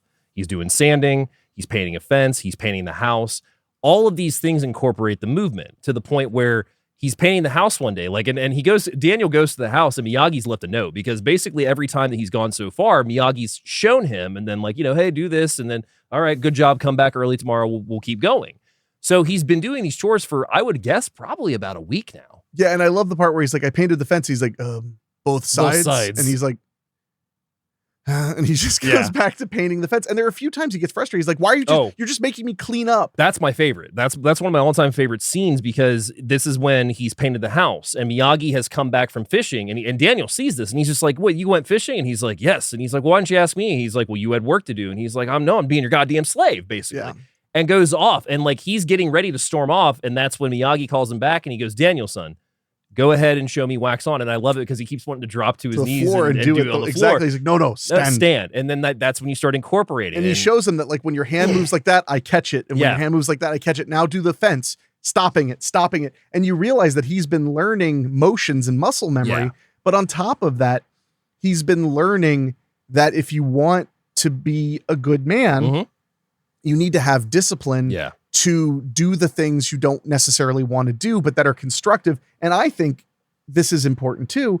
He needs to, because where do they train? Mostly they train at this little house where Daniel is surrounded by the place looking better because he's done it, because he did it. So he's giving himself esteem and he doesn't even realize it, and giving him pride. And also with that, pride's the perfect word. He's keeping him away from the outside elements of Johnny and anything else that could get him into trouble, because any kid that's left to his devices will find trouble. Even if they've had this compromise, I strongly believe that if Daniel would not have had this, he would have gotten back into it with Johnny. Yeah. No doubt. And obviously if he couldn't sand the floors and paint a fence, how is he going to learn karate? Yeah. Especially the type of karate that Miyagi-Do is. Miyagi-Do is for defense only.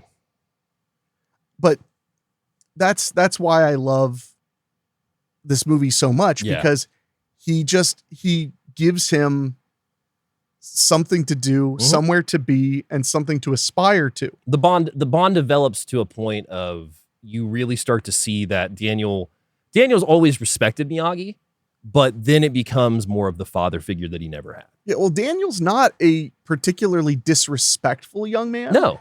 That's one thing he isn't. Yeah. He gets in trouble with kids. Yeah. He's not, he gets a little mad at his mom, but he never says shut up, mom. Yeah. He never just disregards what she says. He's just full of anger. He's left his home.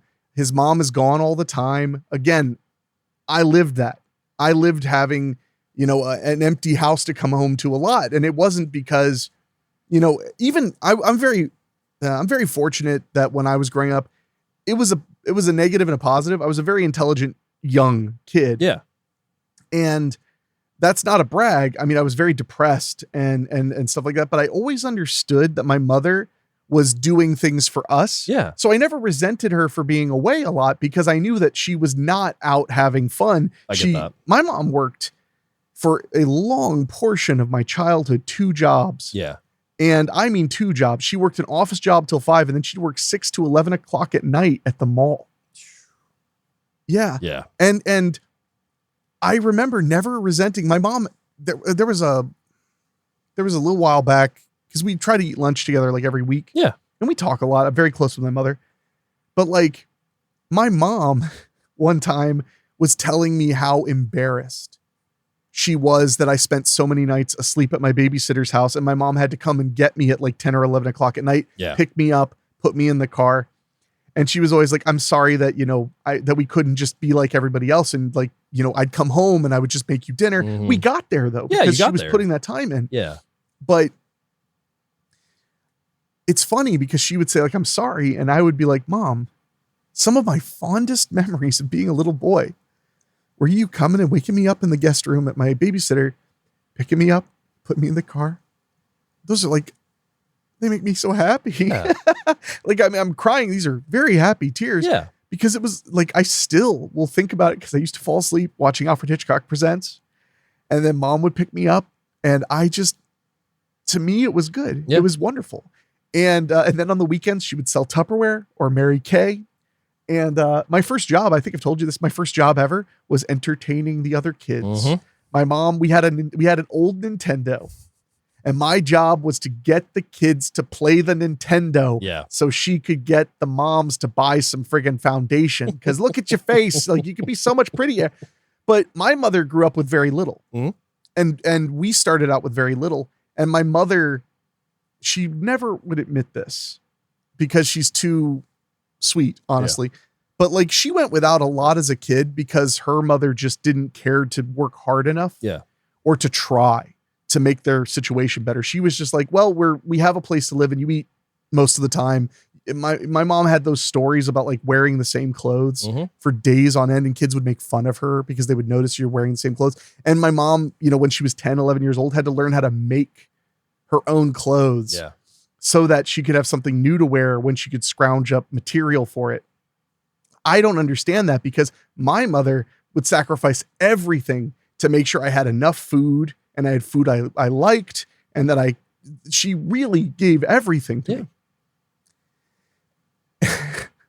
It's just, but this is the kind of stuff I think about. I get it, man. Well, no, it's like, again, these are happy tears. I might not have cried, but I've had a really long week. Yeah. And, but no, these are beautiful things. You said you were going to cry on the show last week. Oh, well, because Karate Kid always makes me cry. Yeah. And I'll tell you why. Because I'm already crying, right? Mhm. So why not? But when I was so my mom worked so hard, and her goal in life, the thing she wanted more than anything in the entire world, was for us to have a home. Not an apartment, not a townhouse. She wanted us to have something because she'd never had anything. She'd come close. She had me in her 30s. She had me when she was about your age. Yeah. Which has always blown my mind because, when I would, especially when I first started making movies for a living, and it's still hard, but it was so hard in the beginning. I mean, like, sometimes I have to stop and laugh at my problems because I'll be like, man, this is so hard. And they'll be like, dude, 8 years ago, this was hard. Like, you were literally eating beans and rice, and not because you liked it. Yeah. You were sacrificing a lot. And sometimes when I would get overwhelmed, my mom would be like, well, just remember, like, I was a year older than you when I had you. And that always gave me this incredible perspective because I'd be like, man, my mom's life had barely started. Yeah. Because I was her second kid. So, I mean, she'd had a life before that, but she'd been married, and, they got a house, and then it went bust, and then they got divorced. She went bankrupt at one point before I was born. All of that was before I was born. In fact, what I was growing up in was her fixing all of the mistakes and missteps of her whole life so that I didn't have to live with them, which is wild to think about. And, my stepdad was around, but I love talking about him, but he wasn't around that much. Yeah. He would go away for long periods of time to do work.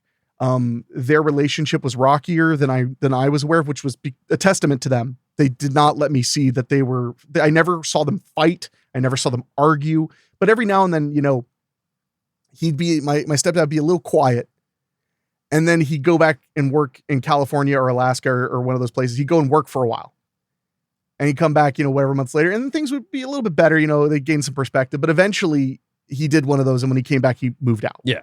That eventually happened. Yeah. So, but to get back to my point about the actual movie, because I could talk about my mother for forever. No, because she's my hero. No, I know. The greatest human being. And when we got out of living a rough life. Yeah. Well, give or take. And we got our little piece of the suburbs. I all of a sudden had a substantially nicer life. Like just the neighborhood, I could go out and play. Although it took my mom forever to stop being afraid of me going outside, because where we lived before, you didn't want to do that often. And I remember I loved movies so much. And the only thing I wanted in the world was a camera. And I think I've told this story on this show before, but my mom put one on layaway for me because we did not have a lot of money. And the house we bought needed a ton of work, which is one of the things that always blows my mind when people complain, like, I can't even buy a house. And then it's like, oh, well, that cheap house, like you got to do a bunch of stuff. Hey man, that was just life, man.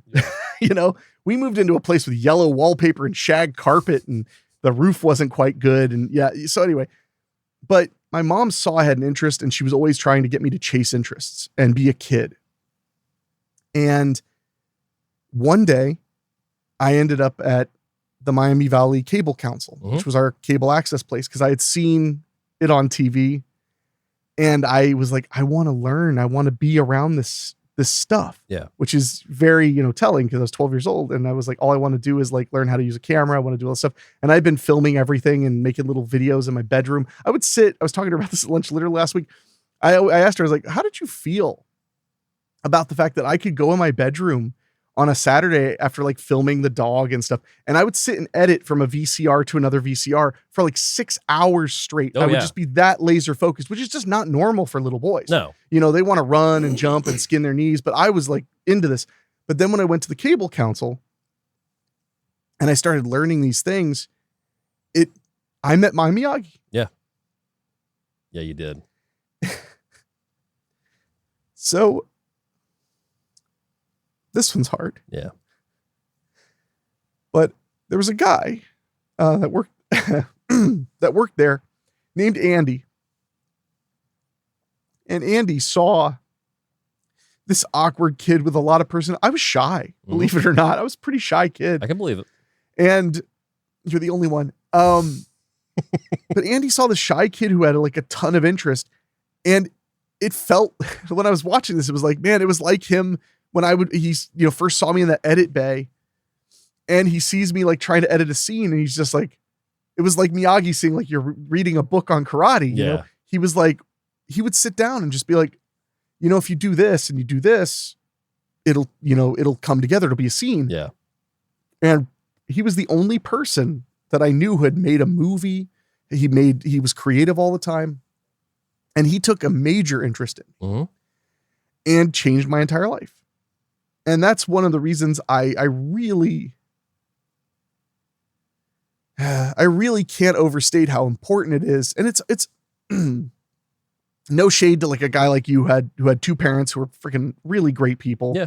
And you had a dad around as much as he could be. I mean, he was running a thriving business, but he was still around. He was still doing his thing. Yeah.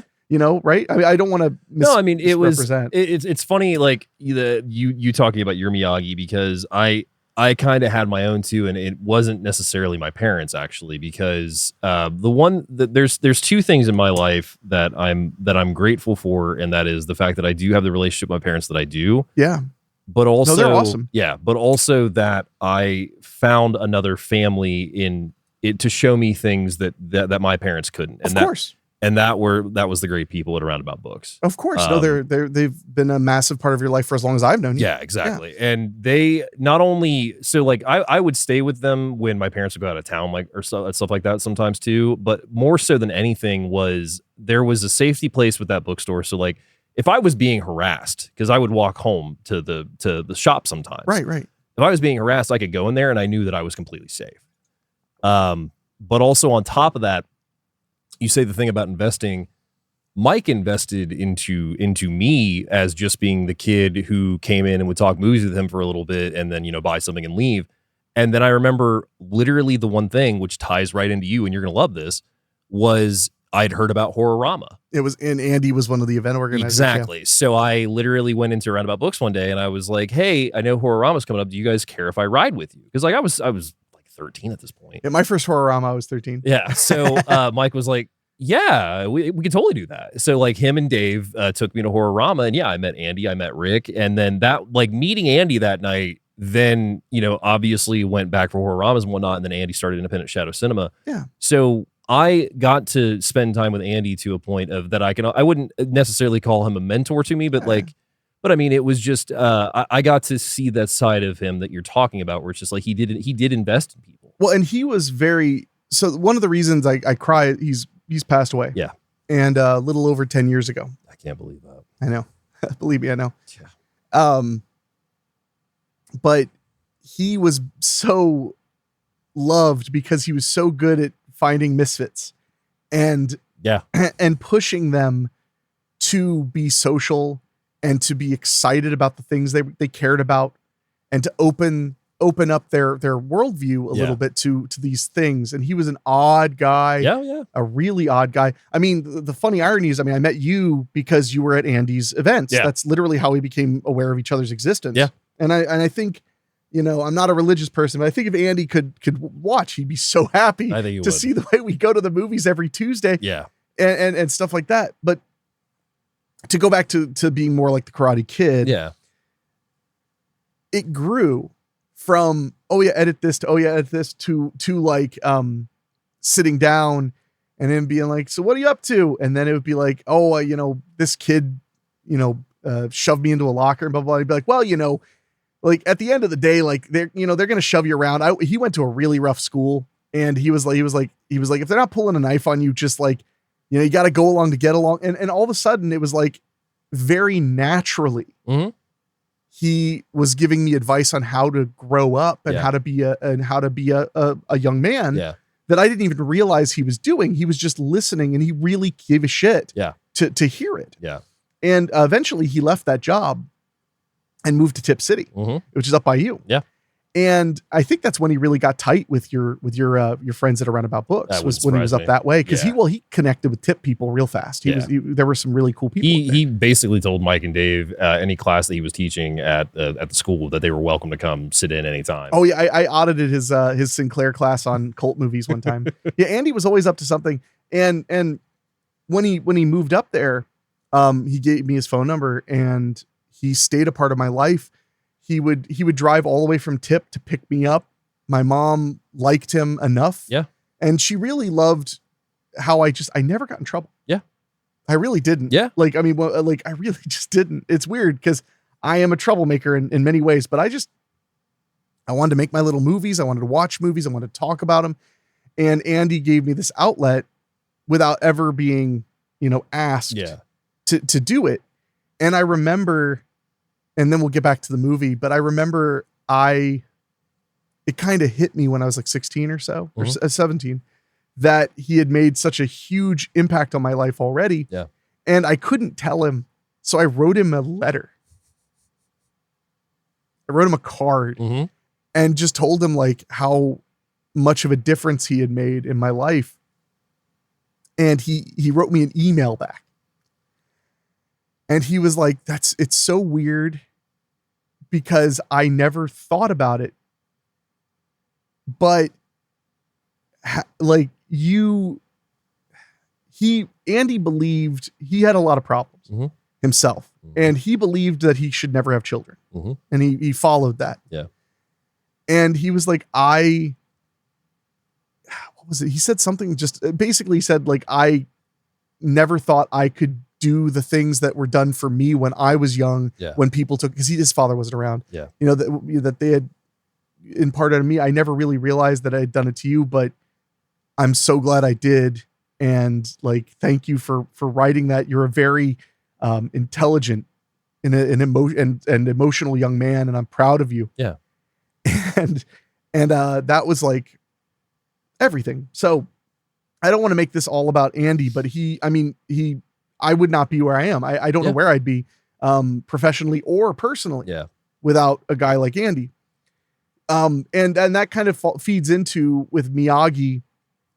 He's kind of becoming a confidant and an example. He opens up to Daniel. That's what I love, is he shares with Daniel about his life, including that he had a loss of his wife and his son in childbirth at the Menanzer internment camp. while he was serving in the 442nd Infantry. Yeah, he was fighting for the U.S. In World War II. Yeah, and that is where he received his Medal of Honor as well. So we get the side of him and this tragic side of it, and this all starts with Daniel coming in, and he's just drinking, which is and such a great scene. Such a great scene. He's drinking, he's drunk, he's singing, he's looking at a portrait. He's wearing his airman uniform. Yeah, and Daniel immediately like goes to his side, and he's just like, and Miyagi's just like, have a drink with me, and like you see this camaraderie that he's building even with this tragedy. He's just like, I want to share this with you because I can't describe it. It's just like camaraderie is not a bad way to put it, but I would say it was that Miyagi was willing to be vulnerable with Daniel, and let Daniel see that.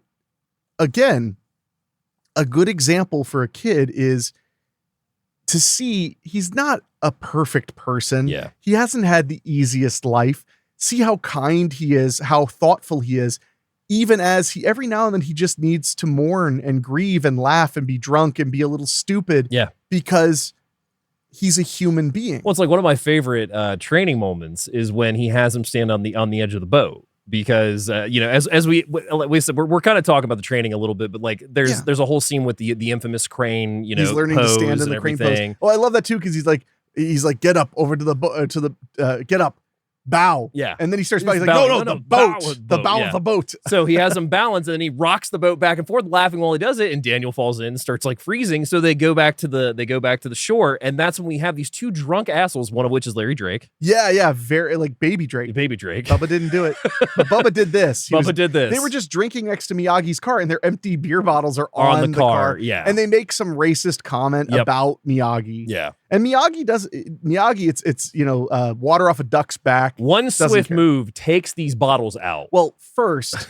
he just politely asks them to take the bottles. Yeah. And he doesn't even say like, hey, that's my goddamn car. Yeah. He just says, the boy is very cold. I need to take him home. Leave. Yeah. Would you please, clean up your bottles? Yeah. And when they laugh about it, he just karate chops and cuts the tops of the bottles off. The guys pick it all up. But I love it. He goes, how'd you do that? And Miyagi's like, don't know. First time. And that's, again, a great example of like, you thought Miyagi had every single thing figured out, that he was the wisest person. Yeah. And it's not that he has knowledge entirely. It's that he has wisdom.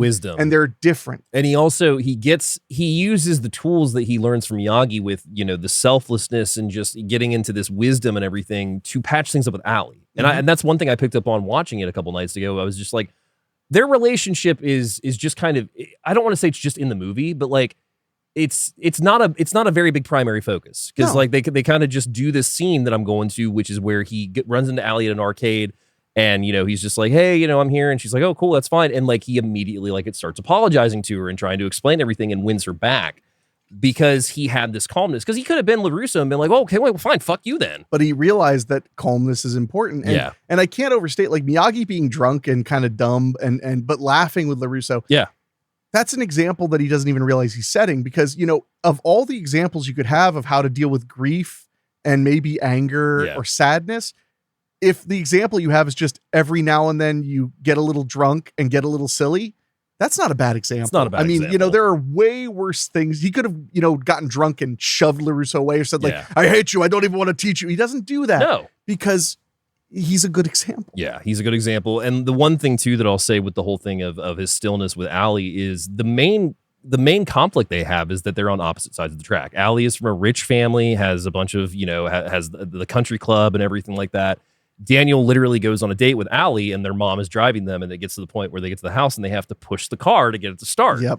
So there's this whole thing of two sides of the track, and that's kind of the main thing. So when he patches things up with Ali, we get to his 18th birthday then. Miyagi gives him a karate gi, which is the bonsai tree.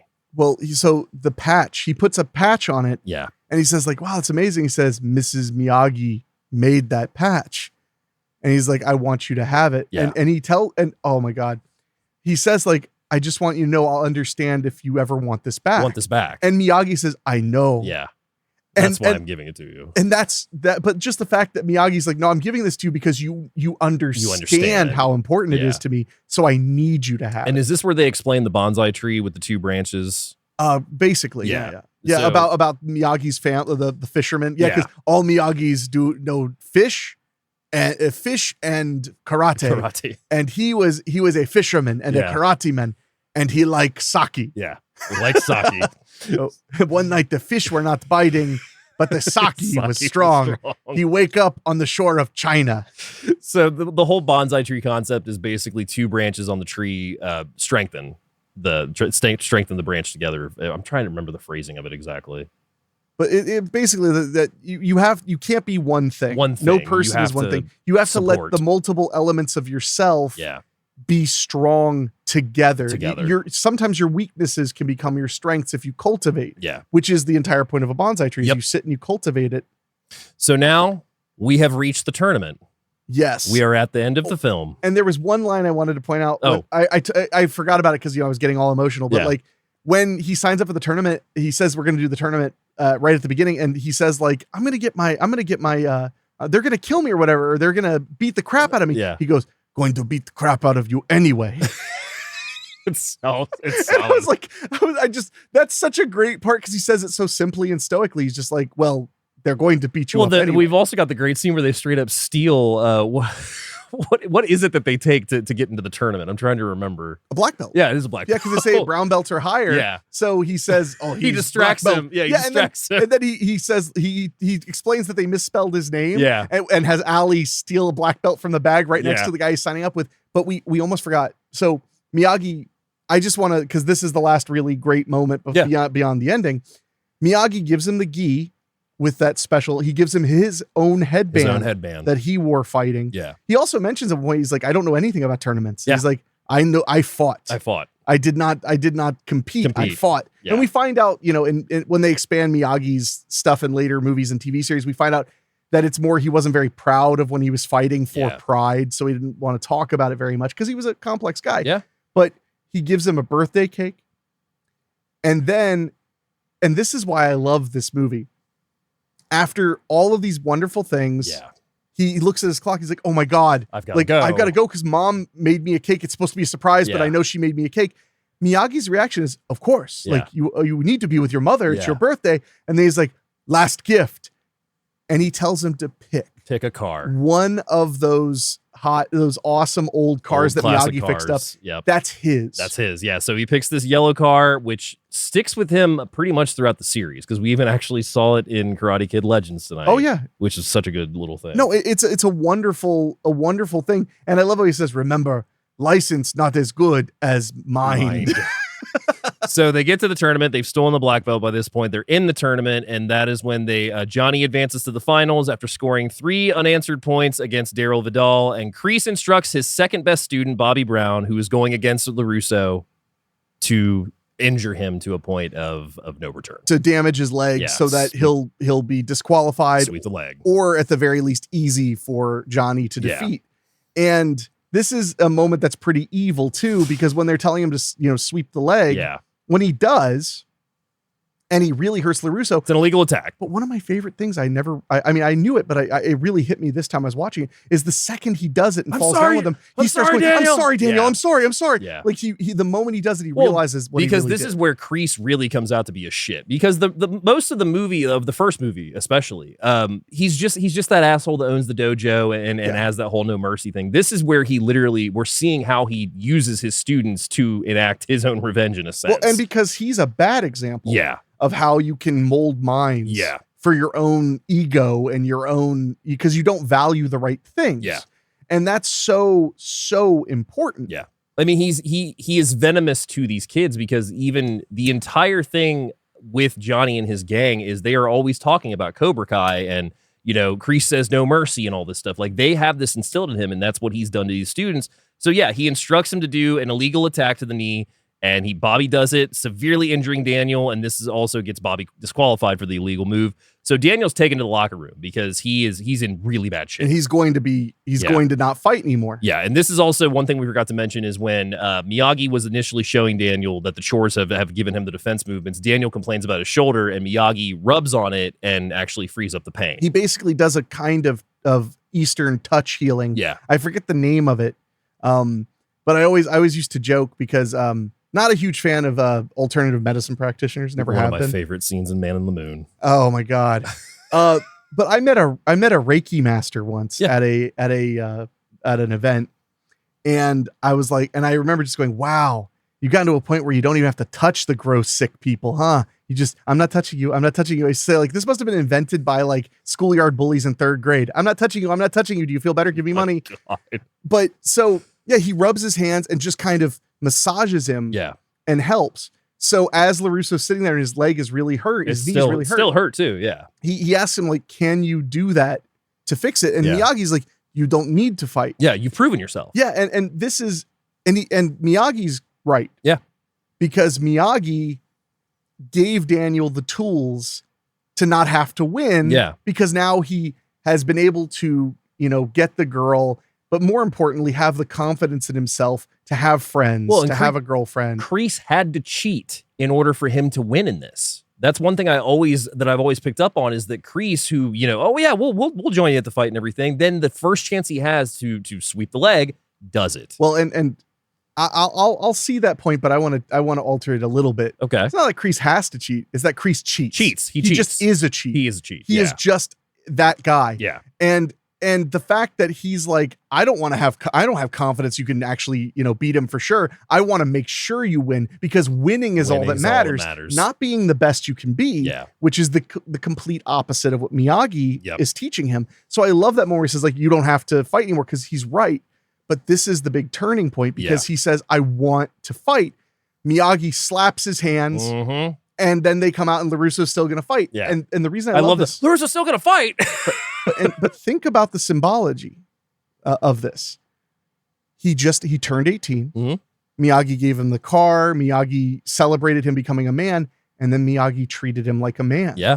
At the end of the day, it was LaRusso's choice. It was his choice. To go out there and fight, even though he was hurt. Yeah. So whether or not the magic rubbing of the leg actually makes a big difference, or if all LaRusso needed was Miyagi saying, like, I'm going to give you the excuse to be as strong as you can possibly be. Yeah. That's up to debate. Who cares? Yeah. I mean, it does, because the point is that he goes out there barely able to stand. Faces Johnny. On one leg. Yeah. He's basically on one leg.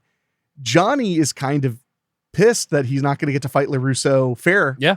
But at the same time, Kreese is like, you win, you win. That's what we do. We win. And he had won what, two or one or two of them previously. Yeah. So he's already the reigning All Valley champion. And I mean, and Johnny also, Johnny has such a great character arc, which I mean goes into Cobra Kai obviously too. But like this movie, especially for his introduction, and everything, the whole, like we'll get to in a second, but the whole, like, you're all right, LaRusso.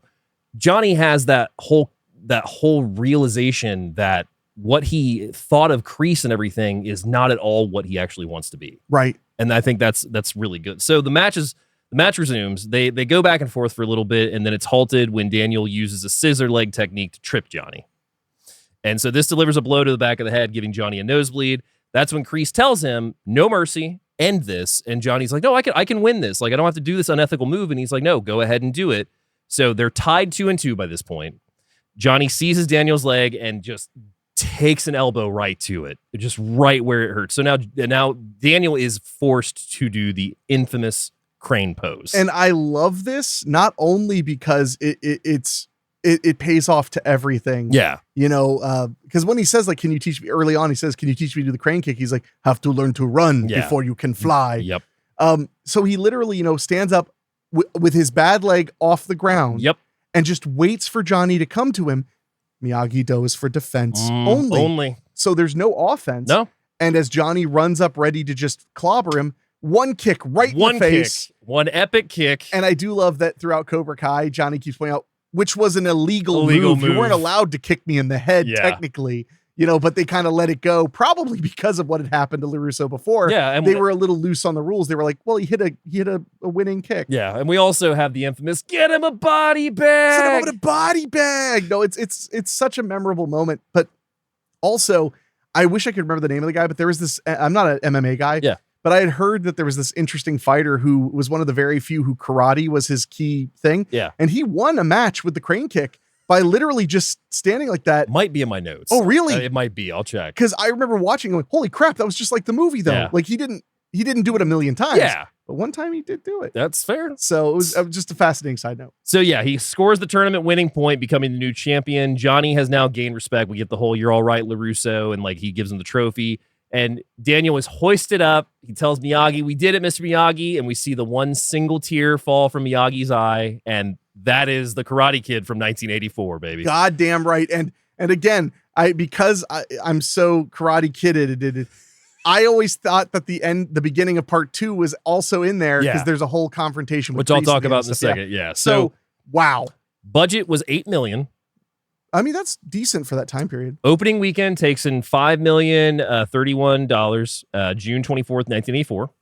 Not bad. Grossing in the U.S. and Canada, $91 million. They really were the best around. Grossing worldwide, $130 million. Holy shit. $8 million budget, $130 million at the box office. And three sequels and one smash hit, like 5-6 season series too. And a TV show. Well, that's what I was talking about. Yeah. So filmed in Harrison, New Jersey, Los Angeles, California, as well as Arizona. There's a really cool shot through as a drive through the canyons. Filming began October 24th of 1983 and ended on December 8th of 1983 after 45 days of filming. Wow. Yeah.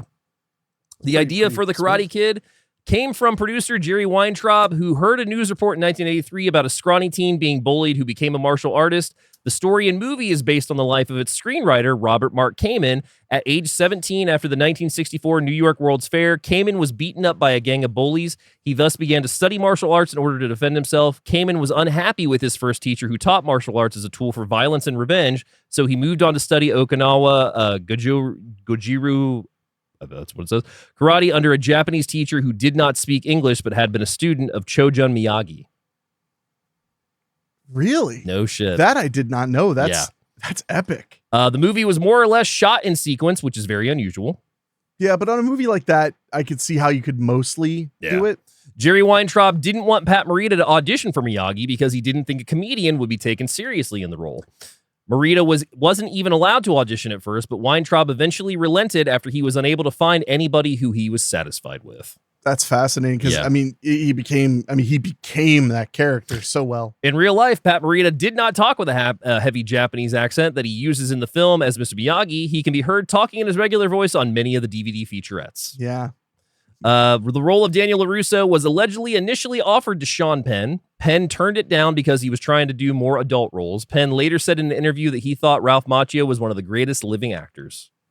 Especially for his age. I mean, to play such a complex character so well. Charlie Sheen turned down the role of Daniel LaRusso to star in Grizzly 2: Revenge, a film that started filming in 1983 but didn't complete and release until 2020 due to several production and financial issues. And release is a strong word on how it actually came out. That's a fascinating whole thing. Well, and it's a fascinating story. Oh, yeah. Ralph Macchio was 22 during filming. Some of the cast did not believe him when they asked him about his age. Elizabeth Shue was 20. Rob Garrison and Tony O'Delly were both 23. Chad McQueen and Ron Thomas were 22. And William Zadka was the only real teenager of the main cast and the youngest at 18. Yeah. No, and he really, I mean, I even in the later ones, I still think he looks like he's very, very young. Yeah.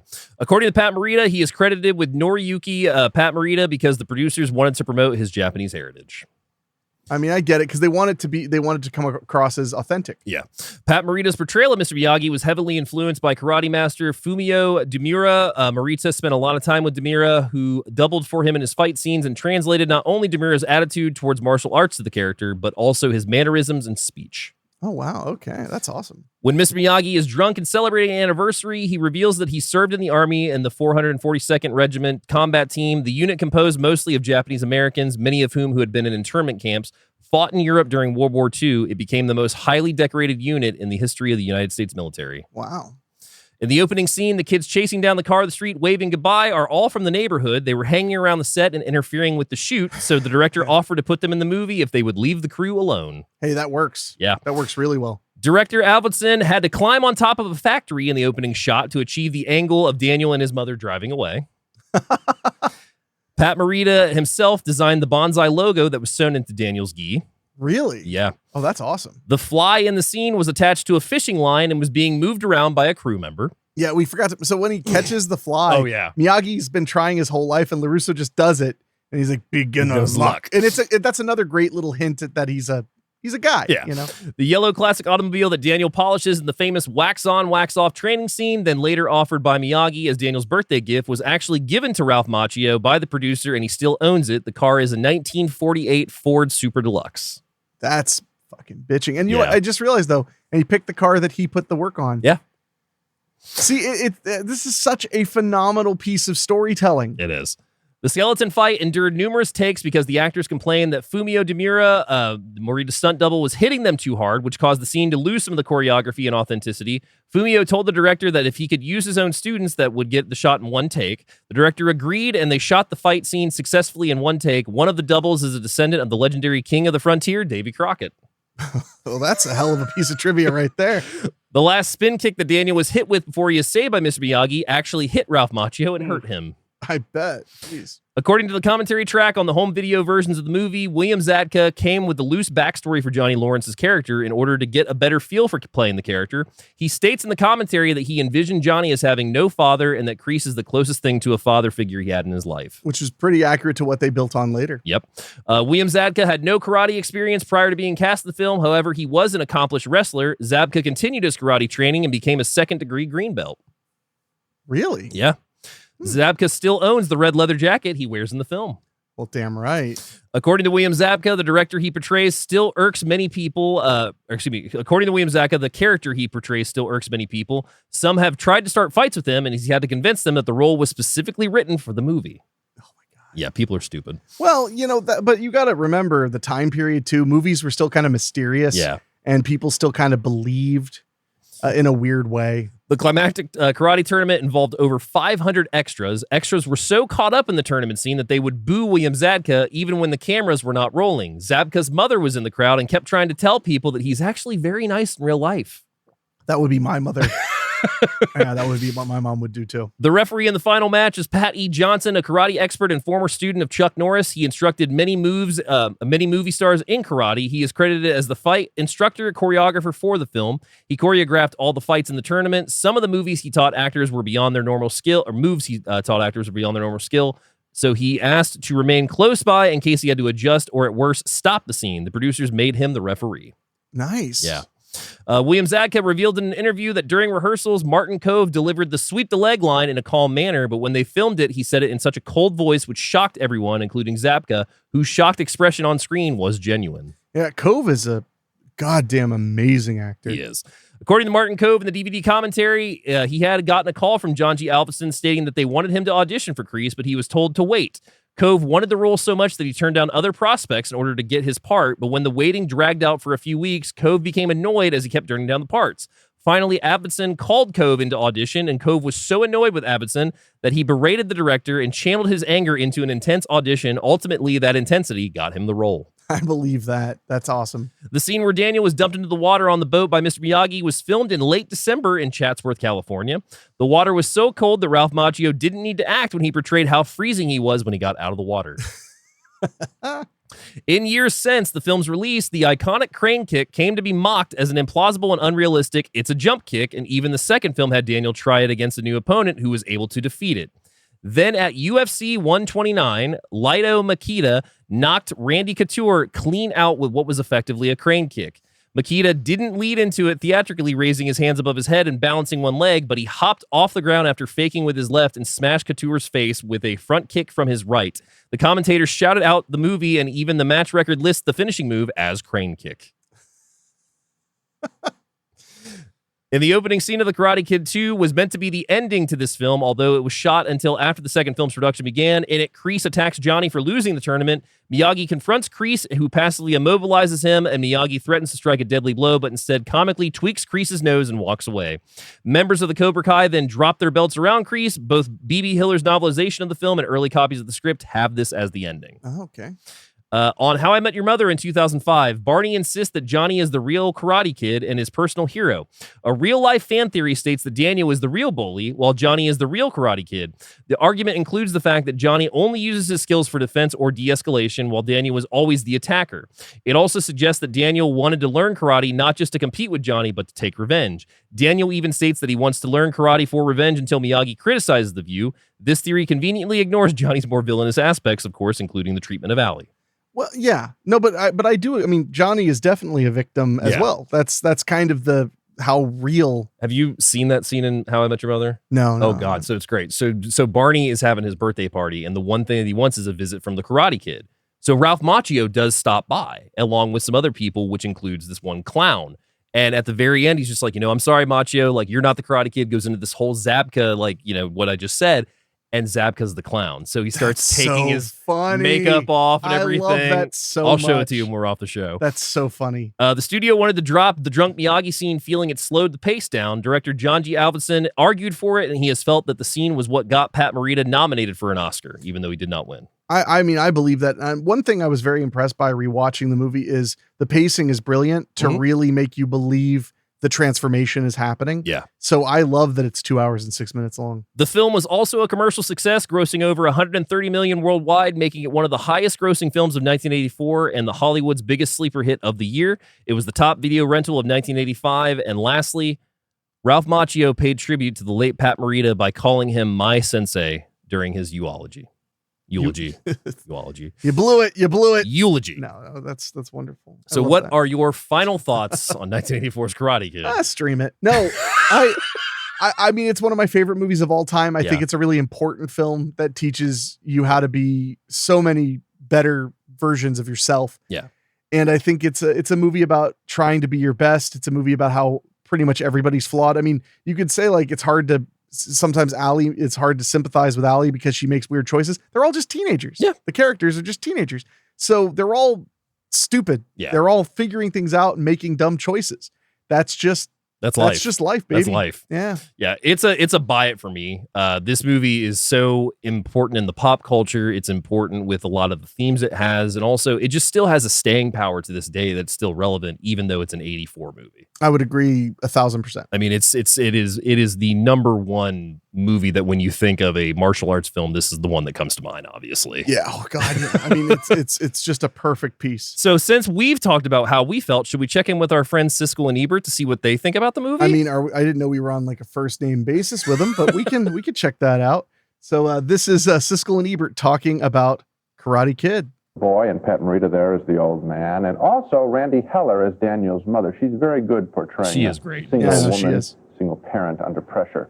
The performances go a long way toward making this predictable story interesting, but there is one big problem with the movie. For me, it's just too long. Maybe by 20 or 30 minutes, there's no reason for a film like this to run 2 hours and 10 minutes. It doesn't have that much to say, and it says it too slowly. That criticism aside, though, The Karate Kid works because it sees the problems of the new kid in school quite well, and I think quite accurately, and Ralph Macchio is quite winning as Daniel. So, marginal thumbs up from me. Somebody had a dad growing up. Because of Pat Morita is that Japanese-American janitor who's going to teach him all the moves. I thought it was a great performance, and I didn't think that the training scenes were predictable. In fact, just the opposite. I've seen I didn't so say many... that the training scenes were predictable. Oh, so in other words, you think most of the movie isn't predictable? I think because most of it is the training sequence, his relationship with that guy. I think most of the movie is predictable. Predictable that they will have a karate fight, and I don't want to go beyond that. Well, we know this is the director of Rocky. That might help you to kind of guess what's going to happen. But the fact is, when he teaches him karate, he does it in so many different ways. Polish the car, paint the fence, paint the house, work out on the boat and so forth. And this is the first karate movie I've seen where the philosophy of this karate, instead of just being a fighting technique, it becomes a whole approach to life, really kind of was part of the whole thing that was going on. Well, that's sort of, I think that's sort of predictable. I mean, even the TV show, with the Carradine had a little bit of the karate is more than just combat. Oh, Kung Fu? What I like are the individual characters in the film. I think that's very well. I just would have... Well, he's a movie critic, not a TV critic. Otherwise, I liked it, though. Okay, we're more or less in agreement. Pat Morita, I think, are possible for an Oscar nomination if the movie does it at the box office. He was right. Okay, I'll see you in a couple of months. Hey, you know what? At least he had opinions. Yeah, there is that. Yeah. We always like to end the show with a couple of recommendations, of course, and I have two this week, starting with 1992's Three Ninjas, currently rentable on Prime and Fandango. Each year, three brothers visit their grandfather for the summer. He is highly skilled in ninjutsu, and for years he has trained the boys in techniques which come in handy when they have to face an organized crime ring. Ridiculous movie. I mean, I'm more of a High Noon on Mega Mountain guy, but you like Hulk Hogan being sexually assaulted constantly. Yeah, I mean, honestly, that's pretty much a 5-star for me anytime. The other one I'm going to go with, more so. First off, it's the same year that this came out, but also kind of goes into that childhood element of maturing and also like having a mentor, and that's going to be 1984's Cloak and Dagger. Currently available on Prime or currently rentable on Prime and Fandango. A young boy and his imaginary friend end up on the run while in possession of a top secret spy gadget. I was so thrilled to show this movie to you. Child Fight Club. Yeah, Child Fight Club. No, it's a fascinatingly weird and great movie. It is. So what's your pick this week? So there was another film that had a big effect on me when I was younger that I've always felt did not get the due it deserved. Mm-hmm. And it is a Karate Kid knockoff to an extent. Yeah. And that is 1992's Sidekicks. Goddamn right. Starring Jonathan Brandis and Chuck Norris. And the description is a bullied teen who fantasizes about being Chuck Norris's sidekick, trains in martial arts to fulfill his dreams. And one of the things I think is incredible, first of all, it's available on Prime and Fossum, maybe a few other spots that I'm not... Currently a beautiful 4K from Vincent as well. It's on Tubi, the Roku channel. Yeah. I highly recommend watching it. It was unavailable for so long that I used to watch my tape of it. Yeah, I don't think it ever got a DVD release ever. It went straight to Blu-ray. Yeah. And not straight to by way of like 20 years. 20 years. But while there is a lot of cheesiness to it, the idea that there's this kid who has asthma, he has no confidence. He's being raised by a single dad who is just trying his best. Yeah. And he really is, played by Beau Bridges beautifully. Brandis is perfect in it. And his sensei is a little bit more, he's played by Mako, thank you, who plays Mr. Lee. He is a Chinese American immigrant who is running a restaurant in Houston, I believe, Texas. He teaches Brandis not to really fight, but first to believe in himself. Yeah. And there's a line in it that I couldn't believe when I rewatched it with you guys recently, where he points to a liquor bottle and he says, this is either a crutch or a thief. You have to decide which. Yeah. And then he points to his asthma inhaler, because earlier there's a reference to the scarring in his lungs is barely there. And it seems like whenever he gets anxious, he has an asthma attack. Yeah. He says, we are going to figure out if that is a liar or a crutch. And I think about that and the way Mako teaches him by throwing dumplings at him until he learns to catch them. And he's got this he's a lot more sardonic. I think the movie gets an unfair rep because of Chuck Norris with it. Because I feel like it's easy to be like, oh, it's a Chuck Norris movie, like a Chuck Norris kids movie. But like, there's a lot of really great themes and elements of that film. Yeah, no, it's a great movie and it's just about believing in yourself. And that film, one thing I think it does very different from Karate Kid that makes it very interesting is it really isn't about beating the kid. Spoiler alert, the ending is not them fighting. It's not a face-off. Yeah. It's not. It's all about Brandis's character really understanding his potential as a person and realizing that if you work hard and you believe, incredible things that you could never imagine will happen to you. Yeah. So while it is I would not say it's not a Karate Kid knockoff. Yeah. It has a lot to say that's different. And I identify a lot more with Brandis's character personally than I do with Ralph Macchio, because I wasn't getting into fights and stuff. I was getting beat up. And I didn't have a lot of confidence, and I did daydream a lot, and I lived in the movies. Yeah. So all of those things. But you were John Connor every time. You're goddamn right I was. I'll lead the resistance.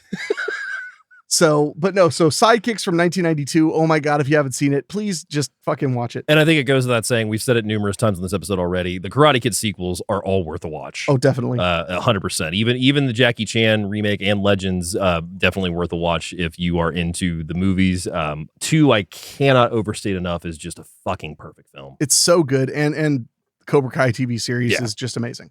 So do we have any emails this week? I'll double check. We didn't last I checked. Oh. No one likes us. Also, that Nika Poro whooped my butt with nicotine. I guess it hadn't mellowed out that much after all, and neither have I. No emails today. No emails today? So we're not loved this week, and fair enough. That's okay. Maybe we'll be loved next week as we continue Listener Request Month with one that has been requested multiple times again. We are going to play a game with 2019's Ready or Not. What a great what a great film and what a great surprise when it came to the theaters. What a great time. So yeah, we'll be talking about that next week. And if you want to email us, we do love to hear from you. It's doyouevenmoviepod@gmail.com. It's in the show notes of the description. You can also go to doyouevenmovie.com for everything about our little program here. If you're watching us on YouTube, make sure you subscribe, leave a comment. We love to read those. Yes. And if you're listening on your favorite podcasting app, make sure you're subscribed there and leave us a 5-star rating on Spotify or Apple Podcasts. Absolutely. It makes a really big difference. And if you don't, I'll just cry some more on the show and we'll see how you feel about that. That's fair. I mean, we could definitely pull out some more sad movies for both of us to start crying. Sad? I cry at happy movies, man. That's my problem. I think the episode so far that we have both cried together on was Just Another Christmas, and I think that's been the only episode we've cried together on. Yeah, that's a hell of a film. It's a hell of a film. But yeah, we're going to be talking about Ready or Not next week on the show. Currently available, rentable on Prime and Fandango, and has a sequel coming out soon. So I think like in the summer. Ready or Not, Here I Come. So good. Great. I cannot wait for that. So we'll be back next week with that. So until next time, I guess all that's left to say is we'll see you next. Sweep the leg, Johnny. Get in the body bag.